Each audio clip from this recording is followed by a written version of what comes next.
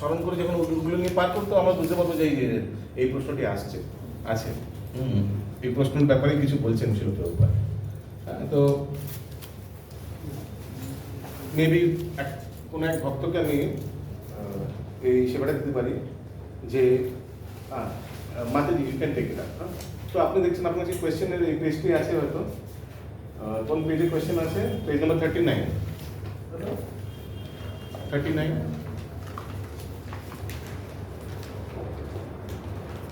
পেয়েছেন page number 39।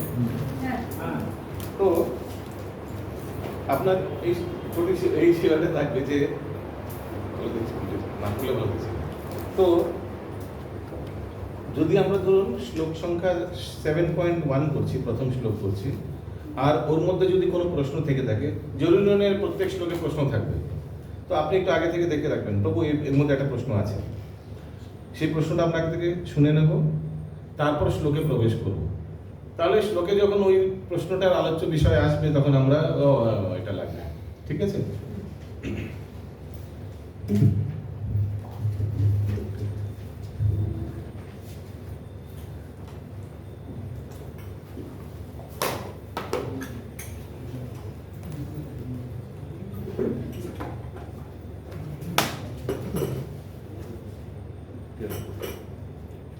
আসুন আমরা সবাই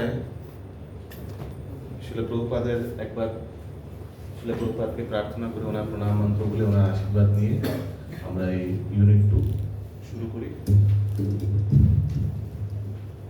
নমো বিষ্ণুপাদায় কৃষ্ণপৃষ্ঠায় ভূতলে শ্রীমতে ভক্তিবেদান্ত স্বামিনিতি নামিনে নমস্তে সরস্বতে দেবে গৌরবাণী প্রচারিণে निर्विशेष शून्यवादी पाश्चात्य देशकारिणे शिल प्रभुपाद की जय।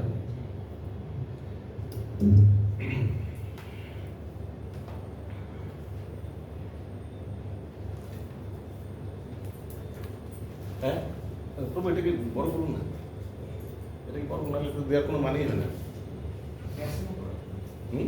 এটাকে পেছনে পেছনে নিয়ে এক্সটেনশন কর্ড ছিল না আমাদের, কি একটা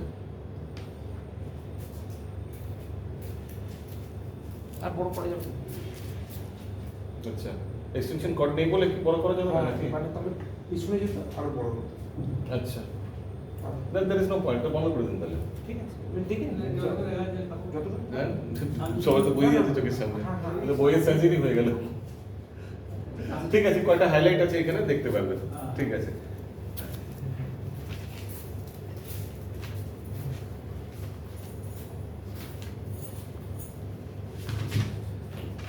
ওকে 7.1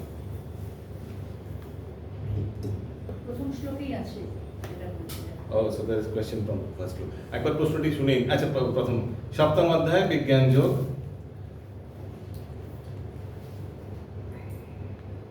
শ্রী ভগবান উবাচ ময়ি আসক্ত মনা পার্থ যোগং যুজ্জন্মদাশ্রয় অসংশয়ং সমগ্রং মাং যথা জ্ঞাসসি তচ্ছৃণু।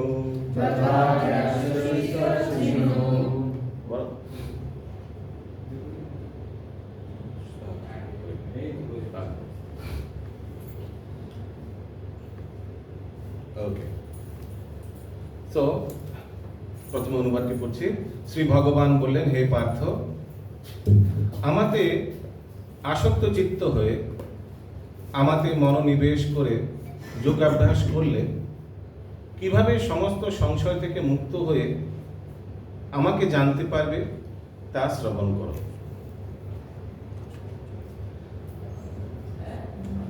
ওকে ভাগবত গীতার এই সপ্তম অধ্যায়ে ভগবত তত্ত্বের বিশদ বর্ণনা করা হয়েছে। ভগবান শ্রীকৃষ্ণ সর্ব ঐশ্বর্যপূর্ণ, তার এই সমস্ত ঐশ্বর্যের প্রভাব কিভাবে হয় তা এখানে বর্ণনা করা হয়েছে। সো এই প্রথম 6টি অধ্যায়ে আলাদা আলাদা ভগবত প্রাপ্তির উপায়গুলি বলা হয়েছে, যেমন কর্মযোগ, ধ্যানযোগ, জ্ঞানযোগ, ধ্যানযোগ। এবার ভগবান বলছেন ভক্তিযোগের ব্যাপারে আমার থেকে শোনো ডাইরেক্ট।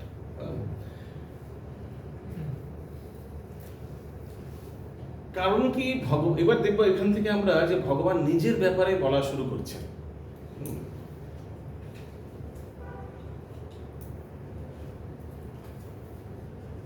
ভগবদ্গীতার প্রথম 6টি অধ্যায়ে বর্ণনা করা হয়েছে যে জীবের স্বরূপ হচ্ছে তার চিন্ময় আত্মা এবং বিভিন্ন যোগ সাধনের মাধ্যমে সে চিন্ময় স্তরে উত্তীর্ণ হতে পারে।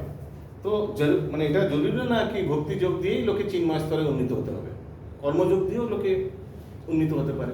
কেউ উদাহরণ দিতে পারেন কর্মযোগের মাধ্যমে কিভাবে লোক ভগবত স্তরে উন্নীত হতে পারে? Very simple practical example. গিয়ে স্পেসিফিক এইভাবে করতে পারে। বলুন, আমি একটু উদাহরণ দেবো। যেমন ধরুন এখন জগন্নাথ রথযাত্রার জন্য আমাদের ডোনেশন, কোনো একটা অফিসে গেলাম, স্যার ডোনেশন রথযাত্রা, সেটা চেক বই লিখে দিল, ওকে 10,000 রুপিয়া এলো। তো দেখুন কেউ 10,000 টাকা তার পরিশ্রমের, সেখান থেকে 10,000 টাকা দিয়ে দিচ্ছে আপনাকে, তো কর্মকে সমর্পণ করছেন, তো কর্মফলকে যে ফল টাকা পেয়েছে সেই টাকাটাকে সমর্পণ করছেন। That is an example of কর্মযোগ। যোগ মানে ভগবানের সঙ্গে যুক্ত হওয়া। তো এইভাবে সে তার কর্মফলকে ত্যাগ করে ভগবানের সঙ্গে যুক্ত হচ্ছে। সেই তো দ্যাট ইজ, তো এইভাবে তো লোক ভক্তি মার্গে উন্নত স্তরে পৌঁছতে পারে। তো এটি একটি পন্থা কর্মযোগ।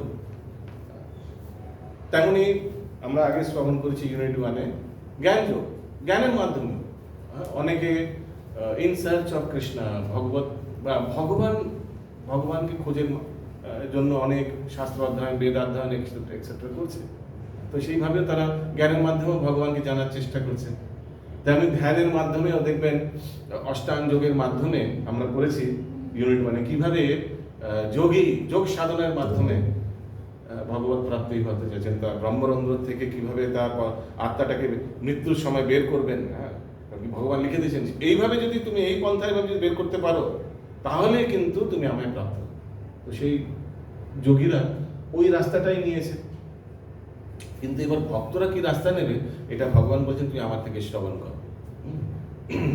তো ভক্তরা কি রাস্তা গ্রহণ করবে তার জন্য ভগবানের ঐশ্বর্য জানা খুবই প্রয়োজন। এবার আমরা দেখবো এই শ্লোকে ভগবান বলছেন কিভাবে শ্রবণের মাধ্যমে, নবদা ভক্তির মধ্যে সবচেয়ে প্রথমে শ্রবণ। আর শ্রবণ আমরা এখানে করছি সাক্ষাৎ ভগবান বলছে আমার থেকে শ্রবণ করো, আমার থেকে। আর কি ভালো টিচার পাবো?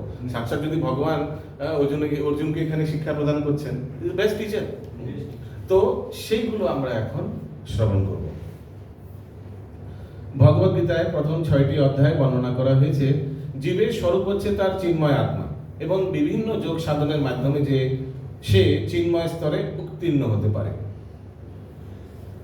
6ষ্ঠ অধ্যায়ের শেষে স্পষ্টভাবে বর্ণনা করা হয়েছে যে মনকে সর্বতভাবে ভগবান শ্রীকৃষ্ণের ভাবনায় নিযুক্ত করা বা সর্বতভাবে কৃষ্ণ ভাবনাময় হওয়াই সর্বপ্রকার যোগ সাধনের মধ্যে সর্বশ্রেষ্ঠ।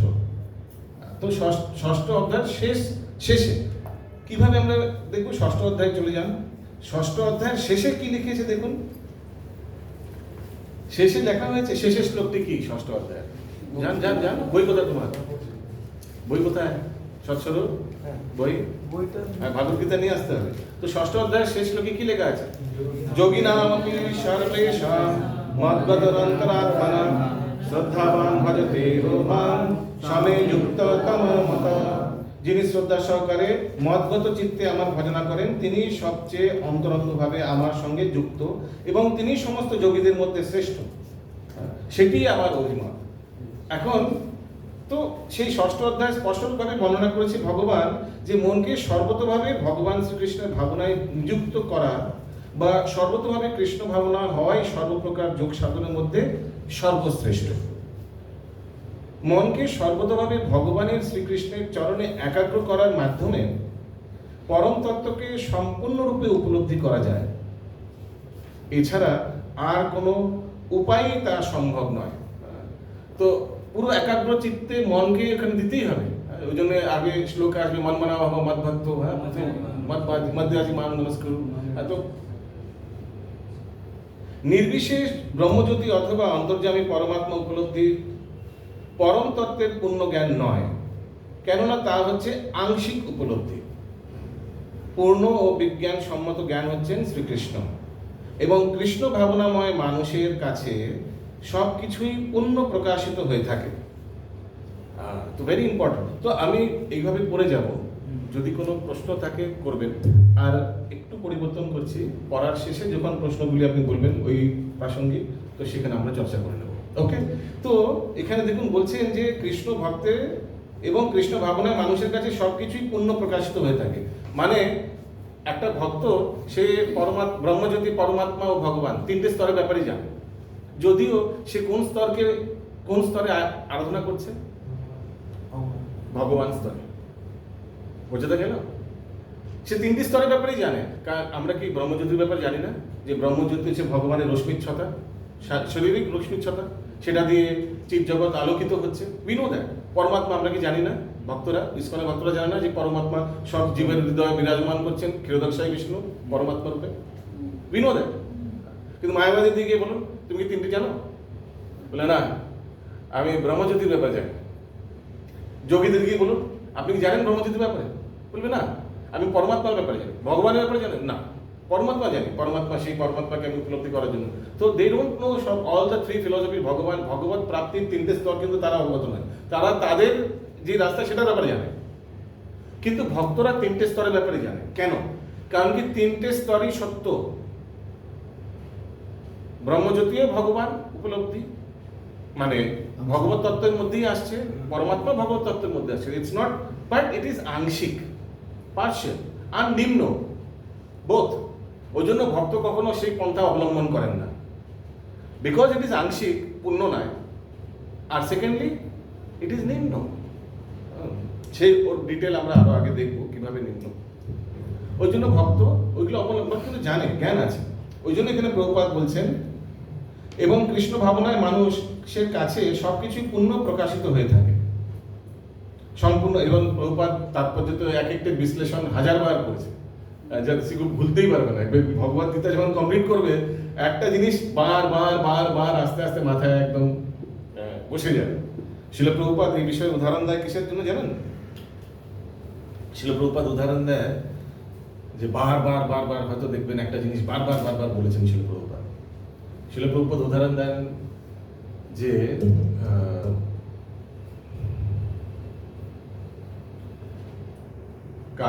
কালী পুজোর জন্য পাঠা বলি দেবে বলে এক ব্যক্তি, তিন বদমাস, তারা একটি চুরি করে কারোর থেকে ছাগল নিয়ে এসে, হ্যাঁ এরকম কিছু, হ্যাঁ না কিছু নেবে ভাবছে, কারোর থেকে ছাগল লাগবে, কারণ কি পাঠা বলি দেবো, ফিস্ট হবে। প্রভুপাদ উদাহরণটি দেন, কার জানা আছে উদাহরণটি? তো তিন বন্ধু তিন জায়গায় গ্রামে চলে গেছে। তো পণ্ডিতজি পাঠাগুলি দেওয়ার জন্য শহর থেকে একটা পাঠা কিনে নিয়ে এসেছেন। মানে না আমি এটা এনকারেজ করছি পাঠাগুলির জন্য, কিন্তু এটা উদাহরণ দিয়েছেন প্রভুপাদ। তো তিন ঠক তিন জায়গায় ছড়িয়ে গেছে। প্রথম ঠক বলছেন, আরে পণ্ডিতজি খুব ভালো, কোথা থেকে আসছেন? এই শহর থেকে পাঠা কিনে। পাঠা? বলে হ্যাঁ দেখো আমার কাঁধে ভাবে রাখে না। বলছে তো কুকুর আছে পণ্ডিতজি। কি বলছেন? কুকুর? কি আর কি করছো? দেখতে পাচ্ছ না কচি পাঠা? না কোথায় পাঠা, ছাগল কোথায়? এটা তো কুকুর। আচ্ছা ঠিক আছে, কুকুর যাও। চলে গেল, একটু এগিয়ে গেছে। একটা বন্ধু, দ্বিতীয় বন্ধু বলছেন, নমস্কার পণ্ডিতজি, নমস্কার। পণ্ডিতজি কুকুর কেন নিয়ে আসছেন আপনার পিঠে? ছি আপনি পণ্ডিত মহাশয়। একজন বলেছে ঠিক আছে, দ্বিতীয় ব্যক্তি বলেছে পণ্ডিতজি একবার ঘুরে দেখলো, সত্যি তো দেখি, মুখটা দেখি, কানটা দেখি, হ্যাঁ সত্যি তো এটা কুকুর না, এটা পাঠাই, এটা ছাগলই, তুমি বেশি দেখছো নাকি? ঠিক আছে যাও, এটা কুকুর। আর একটু ভেতরে চলে গেছে, গ্রামের ভেতরে যখন একদম ঢুকেই গেছে, তখন তৃতীয় ঠক বলছে, পণ্ডিতজি কুকুর নিয়ে কোথায় যাচ্ছেন? এই তৃতীয়বার শোনার পর পণ্ডিতজি আর দেখলেও না, সাথে ওটাকে ছেড়ে দিলেন।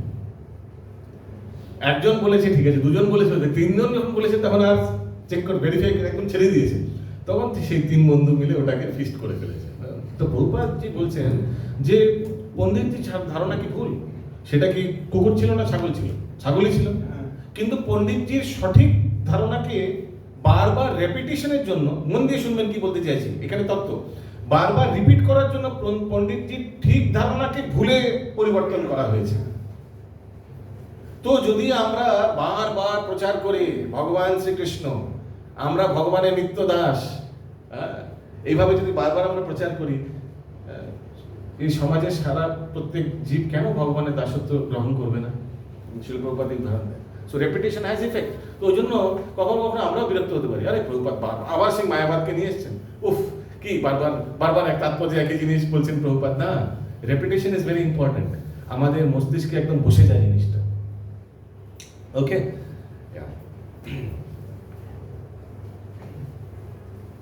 সম্পূর্ণভাবে কৃষ্ণ ভাবনামৃত লাভ করার ফলে নিঃসন্দেহে অবগত হওয়া যায় যে ভগবান শ্রীকৃষ্ণই হচ্ছেন পরম জ্ঞান।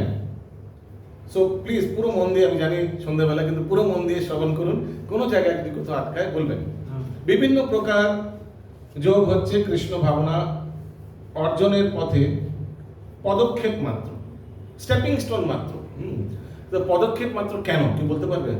আলাদা আলাদা পদক্ষেপ মাত্র কেন? পদক্ষেপ কেন এগুলো? ওগুলো কি মানে করা দরকার?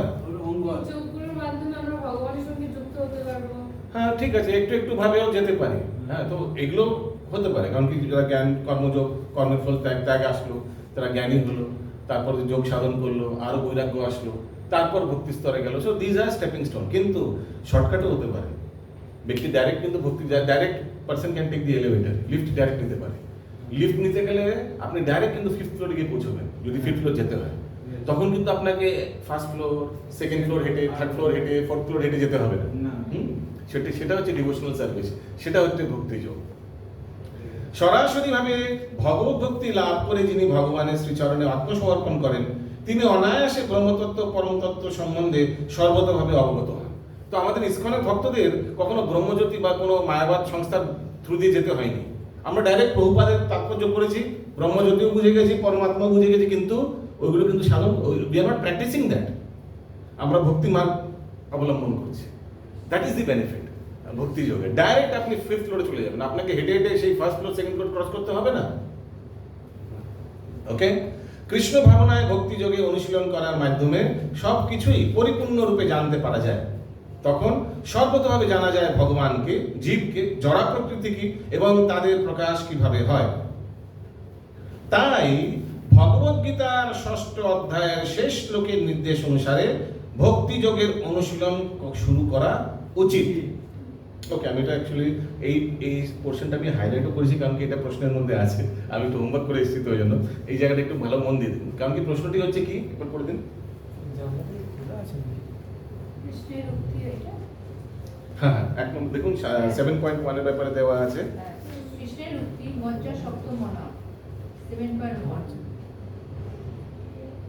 ও তারপর 3.3 হ্যাঁ, তো এই দুইয়ের উপর ভিত্তি করে নিজের ভাষায় 6ম ও 7ম অধ্যায়ের মধ্যে সংযোগ সূত্র ব্যাখ্যা করুন। What is the connection between 6th chapter and 7th chapter? এটা প্রশ্নে আছে। তো এই প্রশ্নটির উত্তর এখন এই পোরশনে আছে। ওকে, তো আমি হাইলাইট করেছি, সেটা আমি তো সাথে সাথে আমরা শাস্ত্র অধ্যয়ন করব এবং এই প্রশ্ন উত্তরের ব্যাপারে আমরা একটু দেখে নেব। সো আনসার ফর আমি লিখে দিয়েছি, connection between 6th and chapter এই প্যারাগ্রাফে আছে। ঠিক আছে, সো এই প্যারাগ্রাফে দেখে নিন, আপনারা মার্কিং করে নিন, কিন্তু প্রশ্ন নিজের ভাষায় লিখবেন, কপি পেস্ট করবেন না, তাহলে হাতে একটা দিল্লি লাড্ডু ধরিয়ে দেবো। নিজের ভাষায় লিখবেন, আন্ডারস্ট্যান্ড দ্য তত্ত্ব নিজের ভাষায় লিখবেন। সো আপনারা হাইলাইট করে দিতে পারেন, ব্র্যাকেট করতে পারেন, আর লিখে দিতে পারেন ওখানে কোয়েশ্চেন নাম্বার 1 বা আনসার নাম্বার 1 এর মধ্যে আছে। বোঝা গেল কি বললাম? সেই প্যারাগ্রাফটি আমি এখন শুরু করছি। তাই ভগবদ গীতার 6ষ্ঠ অধ্যায়ের শেষ শ্লোকের নির্দেশ অনুসারে ভক্তি যোগের অনুশীলন শুরু করা উচিত। নববিধা ভক্তির মাধ্যমে মনকে শ্রীকৃষ্ণ ধ্যানে মগ্ন করা যায়। তাদের মধ্যে সর্বপ্রথম ও সবচেয়ে গুরুত্বপূর্ণ হচ্ছে শ্রবণম। এই হচ্ছে এই দেখুন, এবার ভগবান বলছেন এই অধ্যায় কিভাবে আমাকে পাবে। কিভাবে মনকে নিবেশ করবে। ঠিক আছে, বলছেন মনটা আপনার মধ্যে লাগাও, কি করে মনটা লাগাবো, মনটা কি ভেতর থেকে নিয়ে বা কিভাবে এই লাগিয়ে দিলাম, এই ফেভিকল দিয়ে লাগিয়ে দিলাম, এইভাবে নাকি না। মন লাগানোর মাধ্যম মানে কি? মানে আমার ব্যাপারে শ্রবণ করো। যখন আমার ব্যাপারে শ্রবণ করবে তখন অটোমেটিকলি মন লেগে যাবে। আরে বাবা, হ্যাঁ ইনি এরকম, ইনি এরকম, ইনি এরকম, এইভাবে জানতে জানতে ভগবানের প্রতি মন লেগে যাবে। ওই জন্য ভক্তি শাস্ত্রীয় অধ্যয়ন কেন? ভগবানের ব্যাপারে আরো জানতে পারবে। তাদের মধ্যে সর্বপ্রথম ও সবচেয়ে গুরুত্বপূর্ণ হচ্ছে শ্রবণম। ভগবান তাই অর্জুনকে বলেছেন তৎশ্রীণু, অর্থাৎ আমার কাছ থেকে শ্রবণ করো। ভগবান শ্রীকৃষ্ণের চেয়ে নির্ভরযোগ্য আর কেউ নেই, আর তাই তার কাছ থেকে শ্রবণ করার মাধ্যমে এই জ্ঞান আহরণ করলে শুদ্ধ কৃষ্ণ ভাবনাময় মানুষ হয়ে ওঠার শ্রেষ্ঠ সুযোগ লাভ করা যায়। তাই এই জ্ঞান সরাসরিভাবে শ্রীকৃষ্ণের কাছ থেকে অথবা শ্রীকৃষ্ণের শুদ্ধ ভক্তের কাছ থেকে শিক্ষা লাভ করতে হয়। কেতাবি বিদ্যায়, কেতাবি মানে বুকিশ নলেজ, অহংকারী অভক্ত ভুইফোড়া কাছ থেকে নয়। ভুইফোড়া ইম্পোস্টার, যে একদম ঠগি সাধু, তাদের কাছ থেকে নয়। একদম পরম্পরায় কৃষ্ণ ভগবান শ্রীকৃষ্ণ থেকে যদি পারেন খুব ভালো, যদি এরকম সুযোগ পান ওনাদের শুনে নেবেন যেভাবে অর্জুন পেয়েছিল। যদি না পান নো প্রবলেম, ওনার পরম্পরায় উনি যাকে জ্ঞান দিয়েছেন সেই তাকে জ্ঞান দিয়েছে, এইভাবে যখন চলে আসছে তার থেকে শ্রবণ করুন। শ্রীমদ্ ভাগবতের প্রথম স্কন্ধ, তো এটাই হচ্ছে কানেকশন। তো প্রশ্নটি কি ছিল যে দুটো অধ্যায়ের মধ্যে কানেকশনটা কি? এই যে ভগবান বলছেন শ্লোকে ময়া সত্তা আমার পার্থা, আমার মনটা আমার মধ্যে আসক্ত, আমার মধ্যে আসক্ত, এটার মধ্যে। তো লাস্ট চ্যাপ্টারে মানে চ্যাপ্টার 6-এ আমরা কি শ্রবণ করেছিলাম? দেখুন, শেষ শ্লোকের নির্দেশ অনুসারে ভক্তি যোগের অনুশীলন শুরু করা উচিত। পেয়েছেন কোয়েশ্চেন নাম্বার 1। আর এই অধ্যায়ে মানে সপ্তম অধ্যায়ে ভগবান বলে দিচ্ছেন যে কিভাবে করবেন সেটা। ওকে, শ্রীমদ্ ভাগবতের প্রথম স্কন্ধের দ্বিতীয় অধ্যায়ে পরমেশ্বর ভগবান শ্রীকৃষ্ণকে উপলব্ধির এই পদ্ধতি বর্ণনা করে বলা হয়েছে। তো ভাগবতের শ্লোক দিয়েছেন শিল প্রভুপাদ, এর অনুবাদটি আমরা এবার দেখব। বৈদিক শাস্ত্রসমূহ থেকে ভগবান শ্রীকৃষ্ণের কথা শ্রবণ করলে অথবা ভাগবত গীতা থেকে ভগবানের শ্রীমুখ নিঃসৃত বাণী শ্রবণ করলে কল্যাণ হয়। কেউ যখন কৃষ্ণ কথা শ্রবণ করেন তখন ভগবান শ্রীকৃষ্ণ, যিনি সকলের অন্তরে বিরাজমান, তিনি পরম বন্ধুর মতো তার হৃদয়কে সমস্ত কলুষ থেকে মুক্ত করেন। তো কৃষ্ণ কথা যখন শ্রবণ করে অটোমেটিকলি কি হয়, একটা যে যত আমাদের কলুষ আছে সব মুক্ত হয়ে যায়। এই প্রসঙ্গে একটি খুব সুন্দর শ্লোক আছে ভাগবতের, প্রবিষ্ট কর্ণরন্ধ্রেণ, ধরুন আমরা ভগবানের শ্রবণ করছি, তো কান দিয়ে ঢুকবে সেই কথাটি ভগবান কৃষ্ণের গুণ কথা, স্বানাম ভাব সরুরাম গিয়ে আমাদের একদম হৃদয়ের মধ্যে পৌঁছে যাবে। তারপর কি হবে? ধুনতি সমলম কৃষ্ণ, হৃদয়ের মধ্যে তো পরমাত্মা ভগবান বসে আছে, তিনি সেই শ্রবণের মাধ্যমে আমাদের হৃদয়ের মধ্যে যত কলস আছে সেগুলোকে মার্জ, ধুনতি মানে একদম ধুলাই হবে, ভগবান করবেন সাক্ষাৎ। ধুনতি সমলম কৃষ্ণ, যত ময়লা আছে সব ভগবান পরিষ্কার করবে।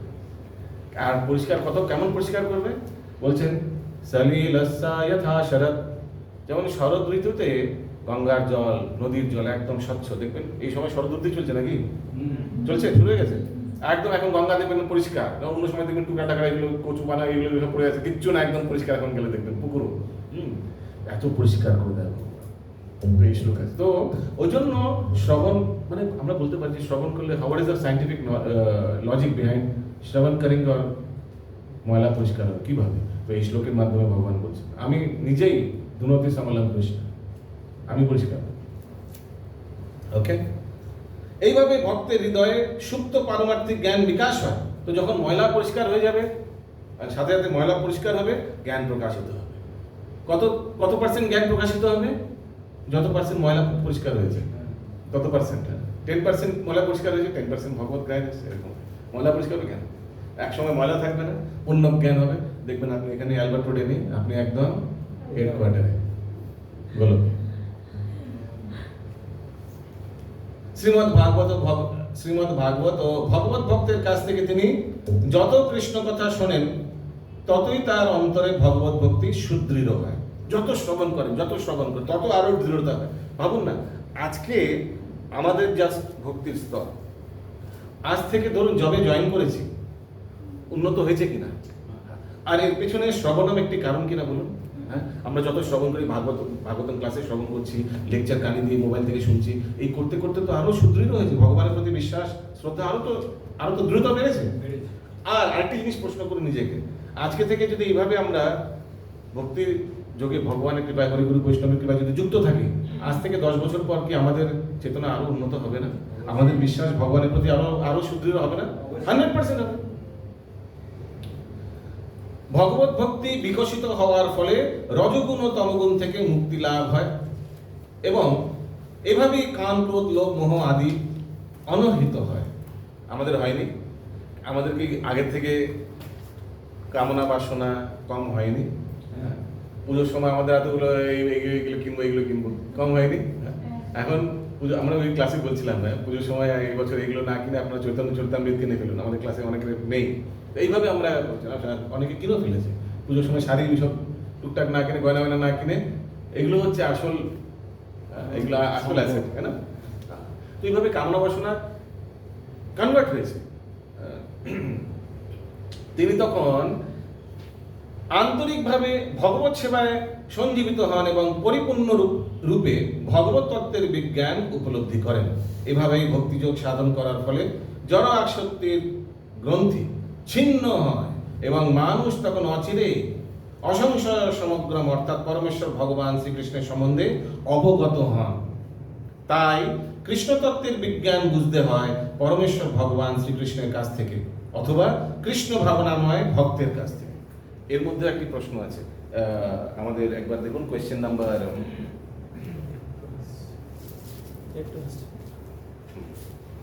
দেখুন 2 নম্বর কোয়েশ্চেন দেখুন, ওর মধ্যে লেখা আছে ভক্তি যোগ অনুশীলনের ক্ষেত্রে তৎশুনি শব্দটির গুরুত্ব আলোচনা করুন। তৎশুনি, আমার থেকে শোনো। তো আমার থেকে বলতে কি, ভগবানের থেকে শুনবো? তাহলে এখন আপনার প্রশ্ন করতে পারেন, আমরা তো ভগবান থেকে শুনছি না, আমরা তো একটা জীবের থেকে শুনছি। আমরা তো ব্যাসাসনে কেউ বসে আছে তার থেকে শ্রবণ করছি, বা আমরা অনলাইন লেকচার শুনছি।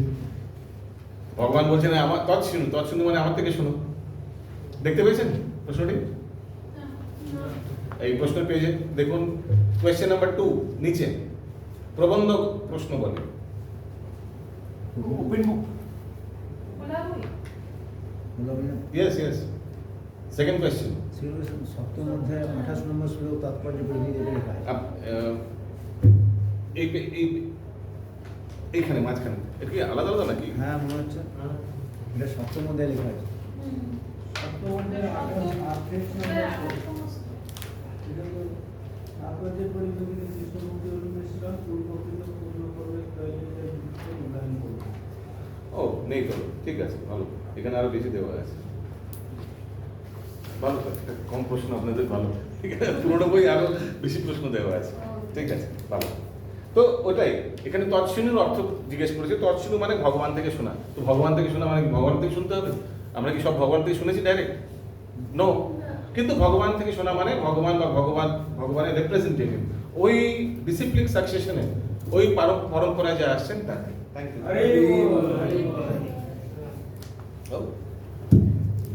Thank you so much. Okay, so এই হচ্ছে তৎশুনির অর্থ। শ্লোক নম্বর 2।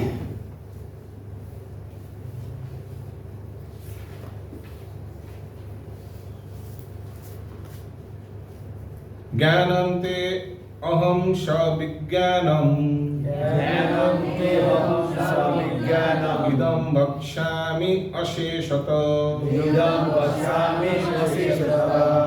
যজ্জত্বা ইহ ভূয় অন্নত জ্ঞাতবম অবশিষ্যতে। এই একটা অসুবিধা বাংলায়, এই শ্লোকগুলি 2 লাইনে দেওয়া আছে। ইংরেজি ভাষায় একটা সুবিধা আছে, এইসব ভগবদ্গীতার শ্লোক 4 লাইনে দেওয়া আছে। তো কোথায় স্টপ করতে হবে সেটা সুবিধা হয়ে যায়। অনুবাদ: আমি এখন তোমাকে বিজ্ঞান সমন্বিত এই জ্ঞানের কথা সম্পূর্ণরূপে বলবো, যা জানা হলে এই জগতে আর কিছু জানবার বাকি থাকে না।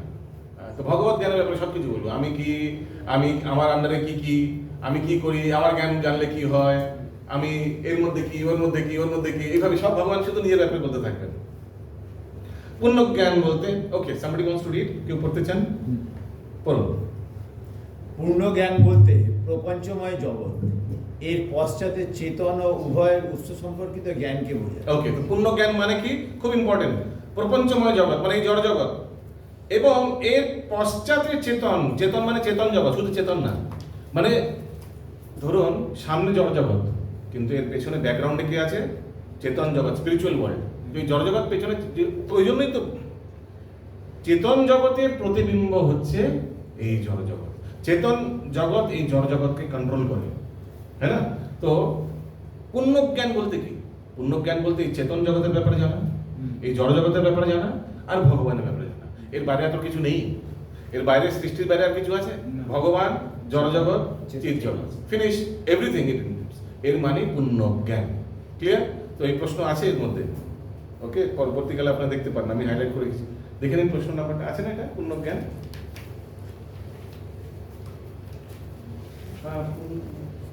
প্রশ্নটি পূরণ একবার মাঝে। কৃষ্ণের উক্তিতে নয়। যতদাম হবে সিদ্ধানাথ প্রশ্ন 7.3 তে চলে আসছে। ওকে, ভেরি গুড। এই প্রশ্নটা ওকে, হ্যাঁ পূরণ কন্টিনিউ। আপনি তাহলে বলবেন না কোন প্রশ্ন, কারণ কি এখানে অনেকগুলো এক্সট্রা আগে দেওয়া আছে, এক্সট্রা প্রশ্ন। ইয়েস, পূরণ। এটি হচ্ছে অপ্রাকৃত জ্ঞান। ভগবান শ্রীকৃষ্ণ অর্জুনকে এই বিশেষ জ্ঞান দান করেছিলেন। তার কারণ হচ্ছে অর্জুন ছিলেন তার অন্তরঙ্গ ভক্ত ও সখা। চতুর্থ অধ্যায়ে প্রথমে ভগবান সেই কথা ব্যাখ্যা করেছেন এবং এখানেও তিনি প্রতিপন্ন করেছেন যে ভগবানের ভক্তই কেবল গুরু পরম্পরা ধারায় সাক্ষাৎ ভগবানের কাছ থেকে পরম তত্ত্ব জ্ঞান লাভ করতে পারেন। তাই যথার্থ বুদ্ধিমত্তা সহকারে সমস্ত জ্ঞানের উৎসকে জানবার প্রয়াসী হতে হয়, যিনি হচ্ছেন সমস্ত কারণের কারণ এবং সমস্ত যোগ সাধনায় ধ্যানের একমাত্র বিষয়বস্তু। হ্যাঁ, তো জানার উৎসবকে জানবার প্রয়াসী হতে হবে। মানে একটা প্রয়াস করতে হবে জানার জন্য, ভগবানকে জানার জন্য প্রয়াস করতে। ওই জন্য দেখুন আপনারাও প্রয়াস করে এনরোল করেছেন ভক্তি শাস্ত্রীতে, এই বৃষ্টির মধ্যে কষ্ট করে এসছেন। তো এটাই দরকার। হ্যাঁ, there should be effort from your end. ওকে, ওই জন্য যদি ক্লাসে কারোর নিদ্রা চলে যাচ্ছে, এত কষ্ট করে এসছেন, এই অবধি পৌঁছে গেছেন, কিন্তু যদি নিদ্রা আসে কি করবেন? কোনো অসুবিধা নেই, দাঁড়িয়ে যাবেন, দাঁড়িয়ে অধ্যয়ন করবেন। আমাদের ভাগবতম সকালবেলা এরকম করে না অনেক ভক্তরা? দাঁড়িয়ে যাবেন, দাঁড়িয়ে ঘুম পায় না, আবার আজকাল ঘুমিয়ে অনেক লোকের দাঁড়িয়ে। তো যাই হোক, তো জানি সন্ধ্যাবেলার দিকে পুরো সারাদিন হয়ে গেছে, তো এখন শরীর ক্লান্ত হয়ে গেছে।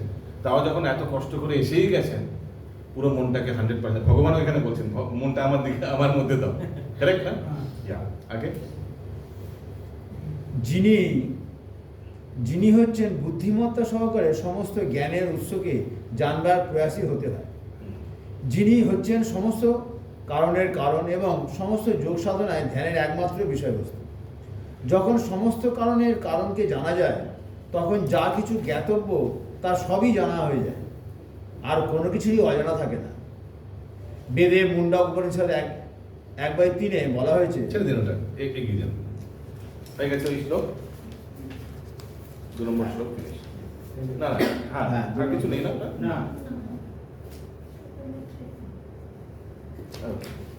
তো 3 নম্বর শ্লোকের কোশ্চেনটা আছে। 3 নম্বর শ্লোকের কোশ্চেন, প্রশ্নটা একবার বলে দিন, শুনে নিই আগে। যত দাম অপি সিদ্ধা নাম পশ্চিম নাম বেশি তত্ত্বত 7.3 এই দুয়ের উপর ভিত্তি করে নিজের ভাষায় ষষ্ঠ ও সপ্তম অধ্যায় হলে সংযোগ সূত্র ব্যাখ্যা করুন। তো এই যততাম অপি সিদ্ধানাম এটা শ্লোকের মধ্যেই আছে, তো অনুবাদেই পেয়ে যাবো এটার ব্যাখ্যাটা। ঠিক আছে, সবাই মন দিয়ে শুনবেন। আর এটা মেমরি শ্লোকেও আছে, কিন্তু আপনাদের মেমরি শ্লোকে নেই। এটা মেমরি শ্লোক অ্যাকচুয়ালি। আমাদের সময় এগুলো প্রচুর অনেক শ্লোক ছিল, এখন একদম কম করে দেওয়া হয়েছে। মানে 25% নেই আপনাদের সিলেবাসে মেমরি শ্লোক, যা আগে ছিল। 2011 আমরা যখন করেছি কত শ্লোক ছিল, আর এখন ভক্তি শাস্ত্রে কি আছে, মানে ইটস ভেরি নগণ্য, ইনসিগনিফিকেন্ট। মনুষ্যানাম সহস্রেষু কশ্চিৎ যততি সিদ্ধয়ে যততামপি সিদ্ধানাম কশ্চিৎ মাং বেত্তি তত্ত্বতঃ। অনুবাদ: হাজার হাজার মানুষের মধ্যে কদাচিৎ কোনো একজন সিদ্ধি লাভের জন্য যত্ন করেন। তো হোয়াট ইজ দ্য পার্সেন্টেজ? 1000:1 বা 1:1000। এবার সেটা কেন কমপ্লিট না?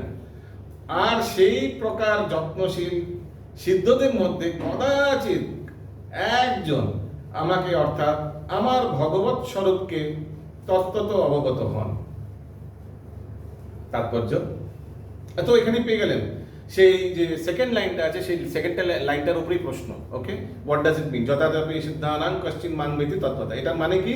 সেই প্রকার যত্নশীল সিদ্ধদের মধ্যে কদাচিৎ একজন আমাকে অর্থাৎ আমার ভগবৎ স্বরূপকে অবগত হন। বাস, দ্যাটই আনসার। ওটাই আনসার। মার্ক করে রাখতে পারেন, মার্ক করে রাখুন, তাহলে পরবর্তীকালে আপনার সুবিধা হবে। সবাই মার্ক করে রাখুন, প্রশ্নটা দেখুন, প্রশ্নের উত্তরে এটা মার্ক করে রাখুন।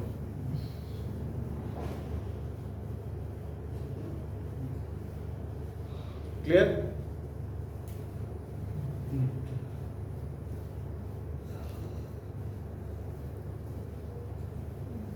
ওকে, আগে তাৎপর্য পড়ুন। মানব সমাজে নানা রকম মানুষ আছে এবং হাজার হাজার মানুষের মধ্যে দুই একজন কেবল আত্মতত্ত্ব, দেহতত্ত্ব ও পরম তত্ত্ব সম্বন্ধে অবগত হওয়ার জন্য পরমার্থ সাধনে যথার্থ প্রয়াসী হন। সাধারণ অবস্থায় মানুষ পশুর মতন জীবনযাপন করে, অর্থাৎ তো अगर যদি কেউ ব্রহ্মজ্যোতির ব্যাপারেও প্রয়াসী হন বা কেউ যদি পরমাত্মার ব্যাপারে প্রয়াসী হন, সেটাও কিন্তু খুব রেয়ার। ওটাই বলছে ম্যাক্সিমাম क्या है? ম্যাক্সিমাম ভোগী, ম্যাক্সিমাম ভোগী।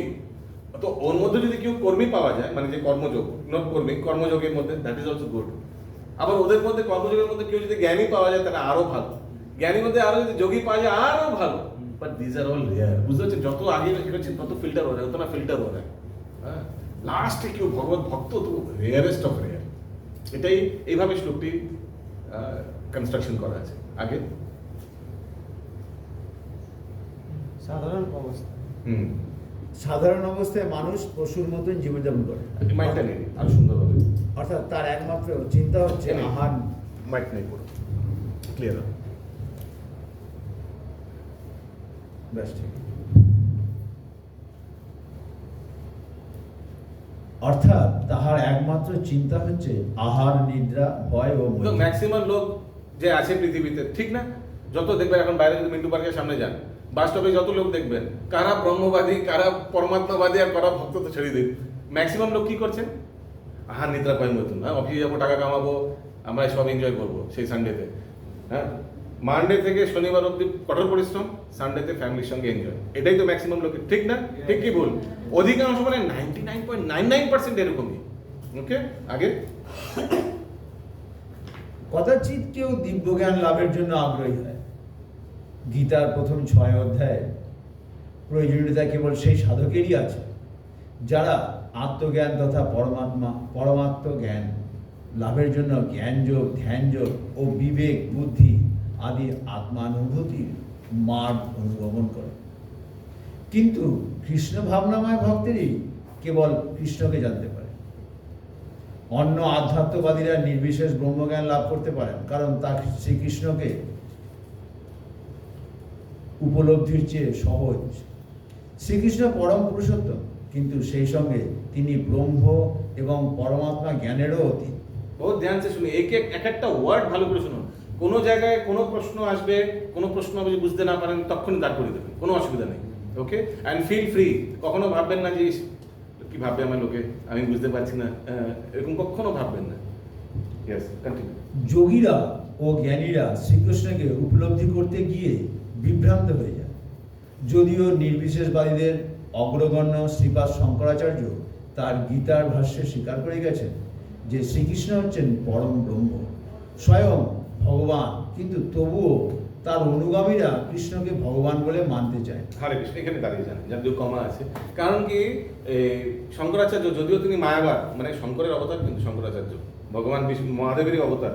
ভগবানকে মহাদেব পাঠিয়েছিলেন, যাও গিয়ে মায়াবাদ প্রচার করো। কিন্তু যাওয়ার সময়, মানে উনি অন্তিম সময় ভজ গোবিন্দম, ভজ গোবিন্দম, এইভাবে ভজ গোবিন্দম। হ্যাঁ, আর উনি বলে গেছেন যে ভগবান হচ্ছেন নির্বিশেষ না সবিশেষ, এইভাবে প্রচার করে দিয়ে গেছেন। তো এটাই বলছেন, যাওয়ার সময় কিন্তু লাস্টে ক্ল্যারিফাই করে দিয়েই গেছেন।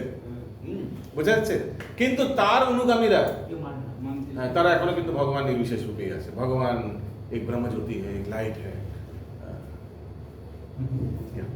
আগে কারণ শ্রীকৃষ্ণকে উপলব্ধি করা খুবই দুঃসাধ্য।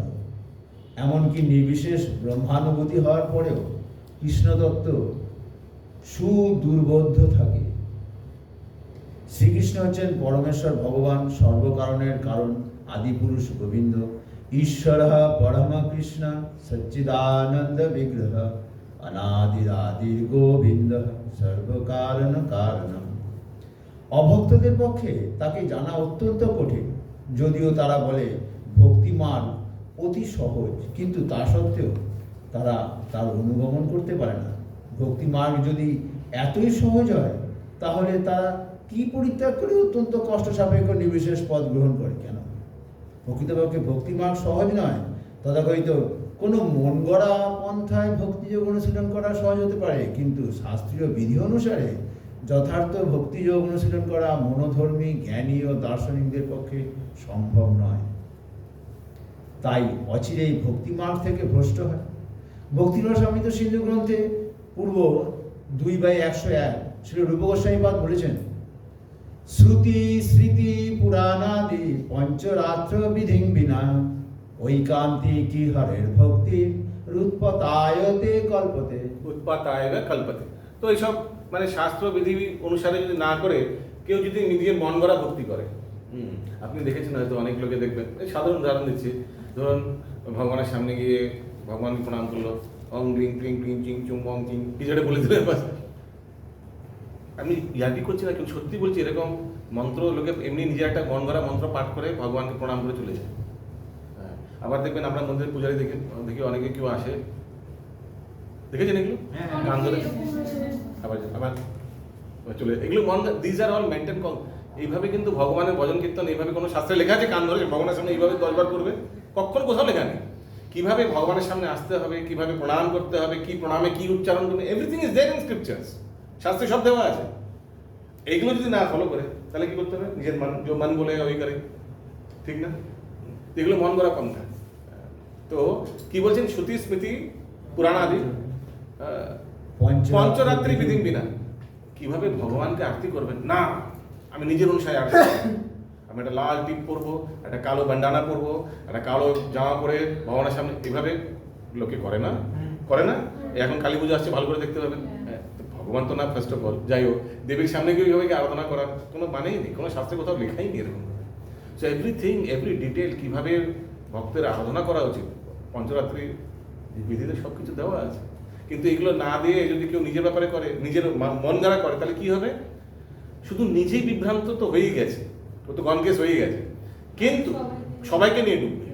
ওই জন্য লেখা আছে ঐকান্তিকী হরির ভক্তি। ঐকান্তিকী হরির ভক্তি নিজে মন গড়া, একা একা, নিজের মেন্টালি কনকক্টেড। উৎপাত এবং এই কল্পতে। সমাজের জন্য এরকম ব্যক্তি উৎপাত, নিজে ডুববে, 10,000 লোককে নিয়ে ডুববে। ঠিক আছে, আগে एकांतिकी हरिर भक्ति मीन्स इसमें और बहुत विश्लेषण है। ঐকান্তিকী, हाँ बोलिए बोलिए। अगर मैं अगर अकेले में चैंटिंग करूँ तो वो गलत हो जाएगा? डिपेंड्स। अभी अकेले में चैंटिंग करने का बहुत, अभी टॉपिक से डाइवर्ट हो जाएंगे, शॉर्ट में बता दूं क्यों आप अकेले में चैंटिंग कर रहे हैं। एक उन्नत भक्त अकेले में चैंटिंग करना ओके, एक निम्न जो अभी मैं आपका जनरली बता रहा हूँ ओके। कोई स्टार्टिंग भक्त अकेले में चैंटिंग कर रहा है तो दुस हो जाएगा, मन इधर उधर भटकेगा। लेकिन आप कभी मंदिर में मंगला आरती के बाद सब जब साधु लोग बैठ के जप करते हैं उस समय करिए, आपका इधर उधर जाने संभव ही नहीं है। आप अगर वहां भटकेंगे भी तो साधु लोग को देख के, अरे बाबा सामने सुंदर जप करते हैं, हरे कृष्ण कृष्ण कृष्ण। आप उनको नकल ही करना चाहेंगे, नकल करते करते वो आपको आप ही में आ जाएगा अभ्यास, है ना? ठीक ना? प्रथम লাগবে বাবা আমি কোথা থেকে চলে এলাম, ঠিক আছে এখন এসে তো গেছি, এখন ও কিতনা সুন্দর জব করছে, আমি এভাবে করার চেষ্টা করি। প্রথমে তো লোককে নকল করবো, আস্তে আস্তে দেখবে নিজেই ভালোভাবে হয়ে গেছে। তো ওই জন্য তো ডিপেন্ডস। आप एकांतिकी भक्ति माने की, एकांतिकी भक्ति माने यहाँ मन गड़ा अपना हिसाब से, that is what means here okay. एकांतिकी भक्ति पंचरात्रि विधि नहीं फॉलो कर रहे हैं, श्रुति नहीं फॉलो कर रहे हैं, स्मृति नहीं फॉलो कर रहे हैं, अपना हिसाब से कुछ अगर নিজের হিসাবে যদি কিছু করছেন সেটা সমাজকে উৎপাতের পরিণত করবে। बिकॉज जरूरी नहीं है हमारे मन में जो है वही शास्त्र में है, এটা তো জরুরি না, আপনার मन में कुछ भी आ सकता है। मन में क्या क्या आते रहता है। কেউ একজন বলছিল পার সেকেন্ডে মাইন্ড হ্যাজ কত 3000 রিফ্লেকশনস। এক সেকেন্ডে 3000 রিফ্লেকশন, ভাবুন কত যে মন এখান থেকে কোথায় কোথায় কত কিছু আমরা কল্পনা করতে পারি। তো এই মনকে ভাববো, এই মনের উপর ডিপেন্ড করবো, দ্যাট ইজ নট इंटेलिजेंस। এর চেয়ে ভালো যেগুলো দেওয়া আছে সেগুলোকে উপর ডিপেন্ড করি।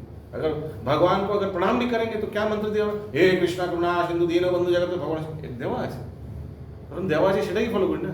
কেন মাইন্ড, কেন क्यों टेंशन लेंगे बेकार, ঠিক না? আগে উপনিষদ, পুরাণ, নারদ পঞ্চরাত্র। হরে কৃষ্ণ, মন দিয়ে শুনুন, ঘুম পেলে দাঁড়িয়ে দাঁড়িয়ে শ্রবণ করুন, কোনো লজ্জা নেই, কিন্তু ভালো করে যেন একটা লাইন একটা ওয়ার্ডও মিস না হয়, এইভাবে শ্রবণ করুন। ইয়েস। উপনিষদ, পুরাণ, নারদ পঞ্চরাত্র আদি প্রামাণিক বৈদিক শাস্ত্রবিধির অনুগামী না হয়ে যে ভগবত ভক্তি, তা কেবল সমাজের উৎপাতেরই সৃষ্টি হয়। ব্রহ্মবিদ্যা নির্বিশেষবাদী অথবা পরমাত্মা তত্ত্বজ্ঞ যোগী কখনোই পরমেশ্বর ভগবান শ্রীকৃষ্ণের যশোনন্দন অথবা পার্থসারথী রূপকে জানতে পারে না। এমনকি মহিমাময় দেবতারাও কখনো কখনো শ্রীকৃষ্ণের সম্বন্ধে বিভ্রান্ত হয়ে পড়ে। মুহ্যন্তি যৎ সুরায় মাং তু বেদ ন কশ্চন। ভগবান নিজেই বলেছেন, কেউই আমাকে তত্ত্ব তো জানতে পারে না, আর কেউ যদি তাকে জেনে থাকে তবে স্বমহাত্মা সুদুর্লভ, এমন মহাত্মা অত্যন্ত দুর্লভ। এভাবেই ভগবত ভক্তির আশ্রয় গ্রহণ না করলে মহাপণ্ডিত অথবা দার্শনিকেরা শ্রীকৃষ্ণকে তত্ত্ব জানতে পারে না। কেবলমাত্র শুদ্ধ ভক্তরাই কেবল শ্রীকৃষ্ণের সর্বকারণ কারণত্ব, সর্বশক্তি, শ্রী, যশ, সৌন্দর্য, জ্ঞান ও বৈরাগ্য আদি অচিন্ত বিষয়ে, অচিন্ত চিন্ময় গুণসমূহ কিঞ্চিত রূপে জানেন, কারণ শ্রীকৃষ্ণ তার ভক্তদের প্রতি সর্বদাই অনুগ্রহশীল। শ্রীকৃষ্ণ হচ্ছেন ব্রহ্ম উপলব্ধির পরাকাষ্ঠা, তাই ভক্তেরাই কেবল তাকে তত্ত্বত উপলব্ধি করতে পারে। শাস্ত্রে বলা হয়েছে, অথ শ্রীকৃষ্ণ নামাদি না ভাবেত গ্রাহম ইন্দ্রিয়ই সেবন মুখে জিহে জিয়াদৌ স্বয়মেব স্ফুরতদঃ। জড় স্থূল ইন্দ্রিয়ের দ্বারা কখনোই শ্রীকৃষ্ণকে জানতে পারা যায় না। ভক্তের ভক্তিতে প্রসন্ন হলে শ্রীকৃষ্ণ স্বয়ং তার কাছে নিজেকে প্রকাশিত করেন। এটা ভক্তিরসামিত সিন্ধু পূর্ব 2/2। তো ওই জন্যই তো জড় ইন্দ্রিয় দ্বারা কখনই, তো ওই জন্যই দুটো আঙুল দেওয়া আছে না আমাদের দামোদর অষ্টকমে, মানে আমরা বলি না দো উঙ্গলি কম পড় গিয়া, বলি না আমার দামোদর। তো প্রথম উঙ্গলিটা কি? প্রয়াস। পরের উঙ্গলিটা কিন্তু কৃপা। তো ভগবান যখন দেখবে প্রয়াস করছে, কষ্ট করছে জানার জন্য আমায়, হ্যাঁ, তখন আস্তে আস্তে ওই ভক্তের কাছে ভগবান প্রকাশিত হয়। নাহলে হাজারবার ভগবদ্গীতা পড়ুন, কিছুই বুঝতে পারবেন না। যখন টাইম আসবে আর যখন ভগবান বলবেন না এবার আমি ওকে এর সামনে কিন্তু আমি রিভিল হবো, আমি নিজেকে প্রকাশিত করবো, তখন কিন্তু এটা উপলব্ধি করতে পারবেন, এর আগে না। ওই জন্য পরের উঙ্গলিটা কিন্তু হচ্ছে কৃপা, প্রথম উঙ্গলিটা কৃপা না, প্রথম উঙ্গলিটা প্রয়াস। ওই জন্য ইংলিশে একটা কথা আছে, শুনেছেন কি না জানি না, god helps them those who help themselves, ঠিক না? অ্যান্ড এর মানে কি, এর বিপরীতটা সত্য, god do not help them those who doesn't help themselves. বুঝতে গেল? ওই জন্যই ভগবান তাকেই তার সামনেই যাবে যে ভগবানের সামনে প্রথমে এক কদম এগিয়েছে। কখনো ওয়েট করবেন না, ভগবান প্রথমে আপনি, প্রথমে আপনি না, প্রথমটা আপনি, তারপর আমি ভগবান বলে যাও, গো টু হেল্প, যাও, বহুত কাম है। ओके, अगला श्लोक 4। भूमिरपो अनला वायु अहं मनो बुद्धिरेव च अहंकार इति यं मे भिन्ना प्रकृतिरष्टधा। মাত্র কোনো প্রশ্ন আছে এই শ্লোকে? 7.4 কি কি এই 8টি ছোট গল্প বইতে আছে। সূক্ষ্ম ও স্থূল ভেদে কৃষ্ণের 8টি জড়শক্তির বর্ণনা করুন। তো 8টি কি কি শক্তি আছে এটার মধ্যেই বুঝে গেছেন, এই শ্লোকেই বুঝে যাচ্ছে। ভূমি, অপ, অনল, বায়ু, খম, হ্যাঁ, এবার হয়ে গেল 5, আর মন, বুদ্ধি, অহংকার। ইজি না? শ্লোকই বোঝা যাচ্ছে। ধন্যবাদ। ভূমি, জল, বায়ু, অগ্নি, আকাশ, মন, বুদ্ধি ও অহংকার, এই 8টি প্রকারে আমার ভিন্ন জরা প্রকৃতি বিভক্ত। ওকে, তাৎপর্যের মাতাজি কেউ পড়তে চান? মাতাজিদের মধ্যে কেউ পড়বেন? পড়ুন।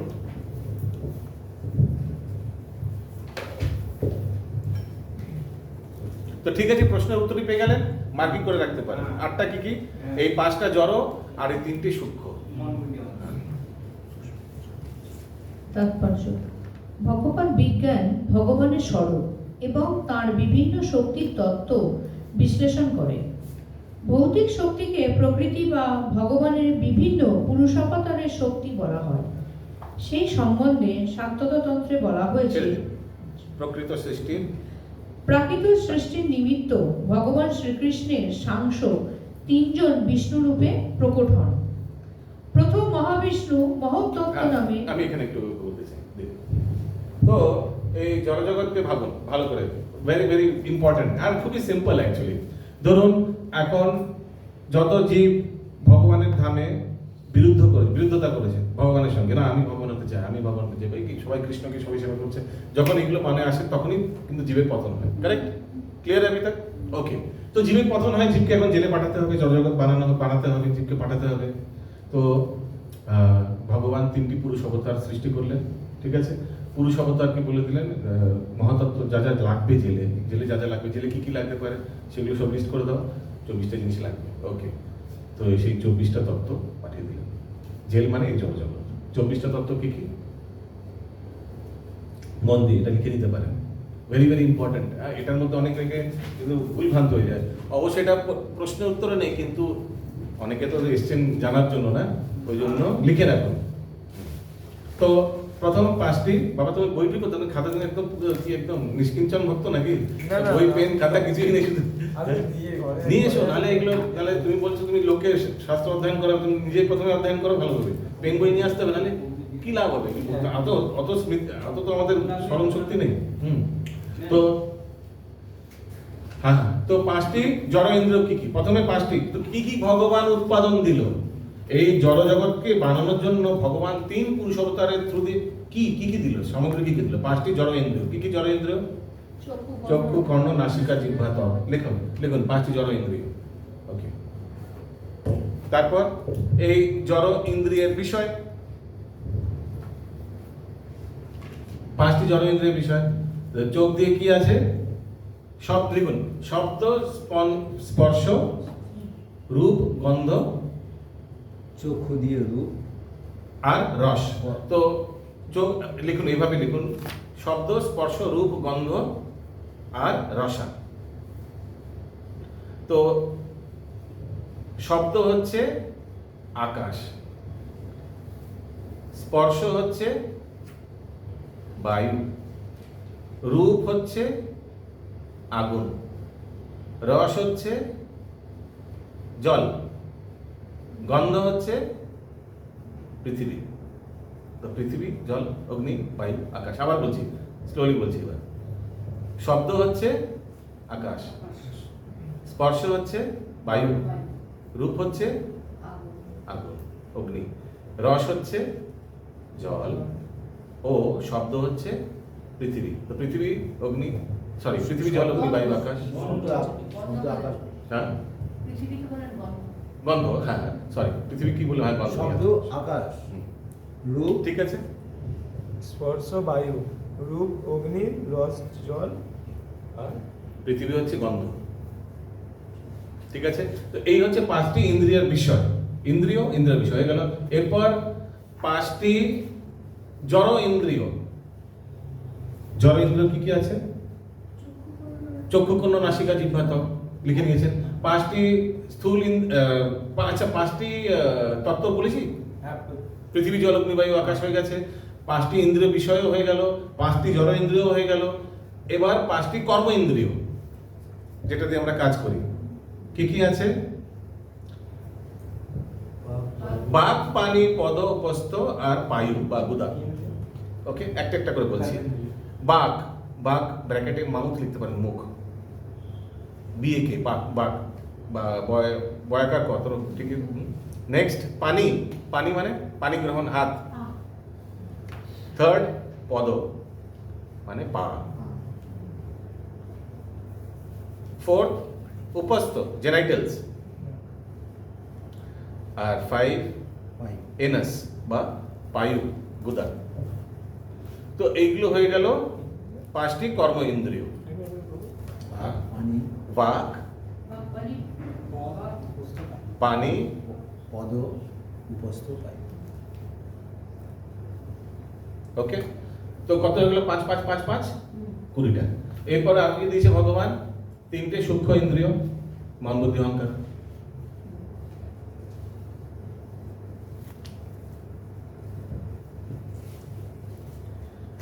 আর এরপর কি দিয়েছে ভগবান? মহাতত্ত্ব। মহাতত্ত্ব ব্র্যাকেটে লিখতে পারেন বিশ্বরূপ বা বিরাট রূপ। আরে এটার মানে কি? তো বিরাট রূপ যদি ভগবানের দেখেন, আমি অনেকবার ক্যালেন্ডারে দেখেছি, আগে অনেক ক্যালেন্ডারে বিরাট রূপ দেখাতো ভগবান, এইভাবে ভগবান মাঝখানে দাঁড়িয়ে আছে আর চারিদিকে সব 84 লক্ষ, দেখেছেন? হ্যাঁ। তো বিরাট রূপ মানে পুরো যত এই জেলে যত থাকবে 84 লক্ষ জমি, ঠিক না? দেখেছেন? সব পশু পাখি সব কিছু সব বিরাট রূপে চলে আসে, আবার নিম্নজনী সব সব এভরিথিং। তো এই হচ্ছে সামগ্রী। তো এইগুলো ভগবান পুরুষ অবতারের থ্রু দিয়ে পাঠিয়েছেন। ক্লিয়ার? বুঝতে পারলেন এই জড়জগৎ বানানোর সময়? আর পুরুষ অবতারদের কারণ কি, মানে ওয়াই পুরুষ অবতার? ভগবান দেখুন পুরুষ অবতার রূপে নেওয়ার কোনো দরকার ছিল না, কিন্তু জড়জগৎ যখন বানিয়েছে এখন কাউকে তো পাঠাতে হবে দেখার জন্য। তো পুরুষ অবতার, প্রথম পুরুষ অবতারকে মহাবিষ্ণু, ওনাকে কারণদাক্ষায় বিষ্ণু বলা হয়। খুব মন দিয়ে শুনবেন। ওনার কি হবে? ওনার লোম দিয়ে এক একটা জেল বেরোবে। জেল মানে ব্রহ্মাণ্ড, ঠিক আছে? like a bubbles. Like bubbles, বুদ্ধের মতো রোমকূপ থেকে এক একটা বাবলস বেরোবে। এবার এক একটা বাবলসে এক একটা জেলে এক একটা জেলার পাঠাতে হবে। জেলারকে গর্ভদাক্ষায় বিষ্ণু। গর্ভদাক্ষায় বিষ্ণু এক একটা ব্রহ্মাণ্ডে প্রবেশ করবেন। একটা বেরোবে, একটা মধ্যে গর্ভদাক্ষায় বিষ্ণু। যতগুলো বাবলস বেরোবে ততগুলো গর্ভদাক্ষায় বিষ্ণু, কিন্তু মহাবিষ্ণু একটি। আছে? তো গর্ভদাক্ষায় বিষ্ণু মানে জেলার গেল। এবার জেলার কি করবে? গিয়ে গিয়ে একটা ম্যানেজার ডাকবে যে সবাইকে নিয়ে আসবে। তো জেলারের নাভি থেকে, গর্ভদাক্ষায় বিষ্ণু নাভি থেকে একটি কমল ফুল বেরোবে। কমল ফুলের ভেতর থেকে একটা ম্যানেজার বেরোবে, ব্রহ্মাজি। ঠিক আছে? ওই জেলের ম্যানেজার। আর ব্রহ্মাজির ম্যানেজারের কি কাজ? এই জেলে যারা যারা থাকবে সবাইকে নিয়ে আসে। তো ম্যানেজার হচ্ছে প্রজাপতি। প্রজার উৎপত্তি করবে ব্রহ্মা। তো ব্রহ্মা এখন প্রজাকে উৎপত্তি করে এই 84 লক্ষের মধ্যে দিয়ে দেবে। এই নাও, ধরুন একটা ব্রহ্মাণ্ডে 84 লক্ষ জনি, 84-র মধ্যে ধরুন একটা বিড়াল। কারা কারা বিরোধী করছে, কারা কারা বিড়ালের মতো চেতনা, সবাইকে নিয়ে আসুন। ওকে, 10,50,00,000,2100 যাও, 10,50,00,000,2100 এরকম বিড়াল সবাই जाओ जाओ, ऐसे करके 84 लाख पूरा भर जाएगा उस ब्रह्मांड में। বোঝা গেল? আরেকবার বলুন এই সাইকেলটা। হ্যাঁ, প্রথমে মহাবিষ্ণু, ওনার রোম থেকে কোটি কোটি ব্রহ্মাণ্ড বেরোবে, জেল বেরোবে। আর প্রত্যেক জেলে একটা একটা করে জেলের তো পাঠাতে হবে। সেটা হচ্ছে গর্ভদাক্ষায় বিষ্ণু। গর্ভদাক্ষায় বিষ্ণু সেই জেলে প্রবেশ করবে, দ্বিতীয় বিষ্ণু। এই তিনজনকে পুরুষ অবতার বলা হয়। গর্ভদাক্ষায় বিষ্ণু গিয়ে ওনার নাভি থেকে একটা এইভাবে শুয়ে থাকবেন, ওনার নাভি থেকে একটা কমল বেরোবে, কমল থেকে একটা ব্রহ্মাজি বেরোবে। ব্রহ্মাজি হচ্ছেন ওই জেলের সব লোকদের আনা বসানো সব এগুলো জেলার কাজ কিছু করতে পারবে, ম্যানেজারকে থ্রু দিয়ে করে। তো ব্রহ্মাজি হচ্ছেন প্রজাপতি। তো 84 লক্ষ জনি তো অলরেডি মহাতত্ত্বে দিয়ে দিয়েছে ভগবান, 84 lakhs। তো 84 lakhs তো ভরতে হবে। 84 lakhs মানে কি? স্পিসিস। 84 লাখ কিন্তু পপুলেশন না। There's a difference between population and species. 84 লক্ষ ক্যাটেগরি, এগুলো ক্যাটেগরি, কিন্তু এগুলো কিন্তু পপুলেশন না। তো এক একটা ক্যাটেগরি তো জীব ভরতে হবে না। তো ধরুন আমি উদাহরণ নিলাম বেড়াল, তো উপর থেকে এবার ট্রান্সফার এসছে এতগুলো, যাও ওখানে, যাও ওখানে, যাও ওখানে, এইভাবে পুরো ভরে দিল পুরো জেলটা। একটা জেলের কথা বলা হচ্ছে, একটা ব্রহ্মাণ্ডের কথা বলা হচ্ছে। ক্লিয়ার? এবার নেক্সট তৃতীয় বিষ্ণু, ক্ষীরোদাক্ষায় বিষ্ণু। এখন কি করলেন? এখন প্রত্যেক যত জেলে যত কয়েদি আছে দেখবেন একটা ব্যাচ দেওয়া হয়, কয়েদি নাম্বার 420, ঠিক আছে? তো ওরকম করে তার মধ্যে একটা ব্যাচ দিয়ে দেওয়া হয়, প্রত্যেকের একটা একটা ব্যাচ লাগিয়ে দিল। আর প্রত্যেক ব্যাচ কিন্তু আলাদা আলাদা, কিন্তু সব ব্যাচ ঠিক তেমন ভাবে ক্ষীরোদাক্ষায় বিষ্ণু সবাই মধ্যে প্রবেশ করে গেল। আইডেন্টিফাই ক্ষীরোদাক্ষায় বিষ্ণু সব জেলেদের সব জেলের কয়েদির মধ্যে, ঠিক আছে? তো ভগবান পরমাত্মা রূপে প্রত্যেক জীবের মধ্যে প্রবেশ করলো, সেই ক্ষীরোদাক্ষায় বিষ্ণু। ব্যাসটা হলো কিন্তু সব ব্যাচ সব কিন্তু পরমাত্মাই, সব ভগবানেরই অংশ। পরমাত্মার রূপে সব জীবের মধ্যে, আমার মধ্যে পরমাত্মা আছে, আপনার মধ্যে আছে, আপনার মধ্যে আছে, এটি মশার মধ্যে পরমাত্মা আছে। যত ক্যাটেগরি তত জীবের মধ্যে পরমাত্মা বসে আছে।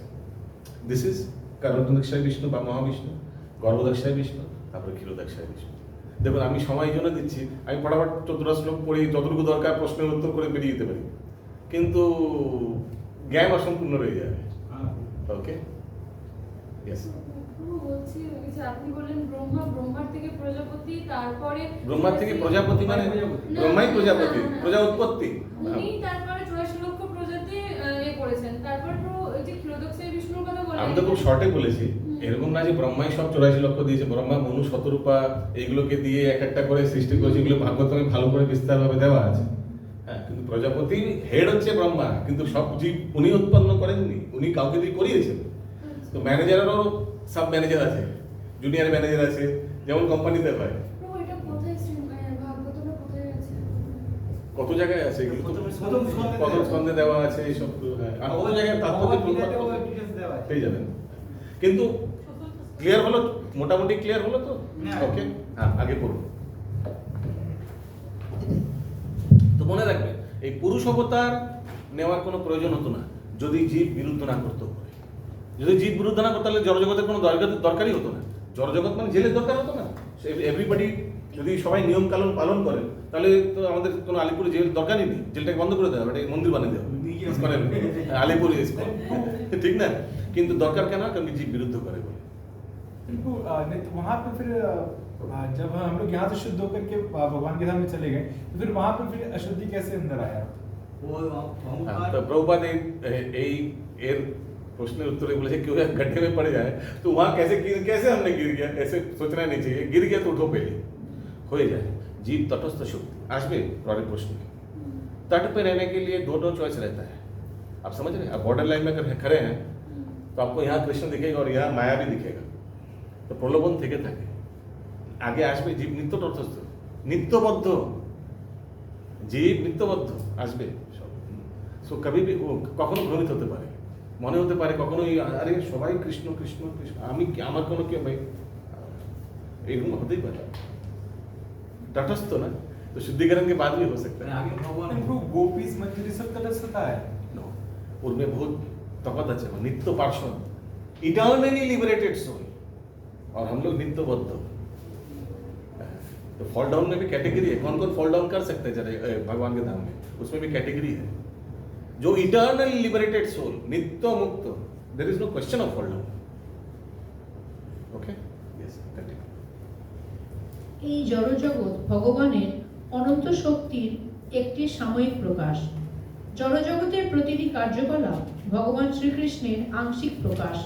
এই তিন বিষ্ণুর পরিচালনায় সাধিত হয়।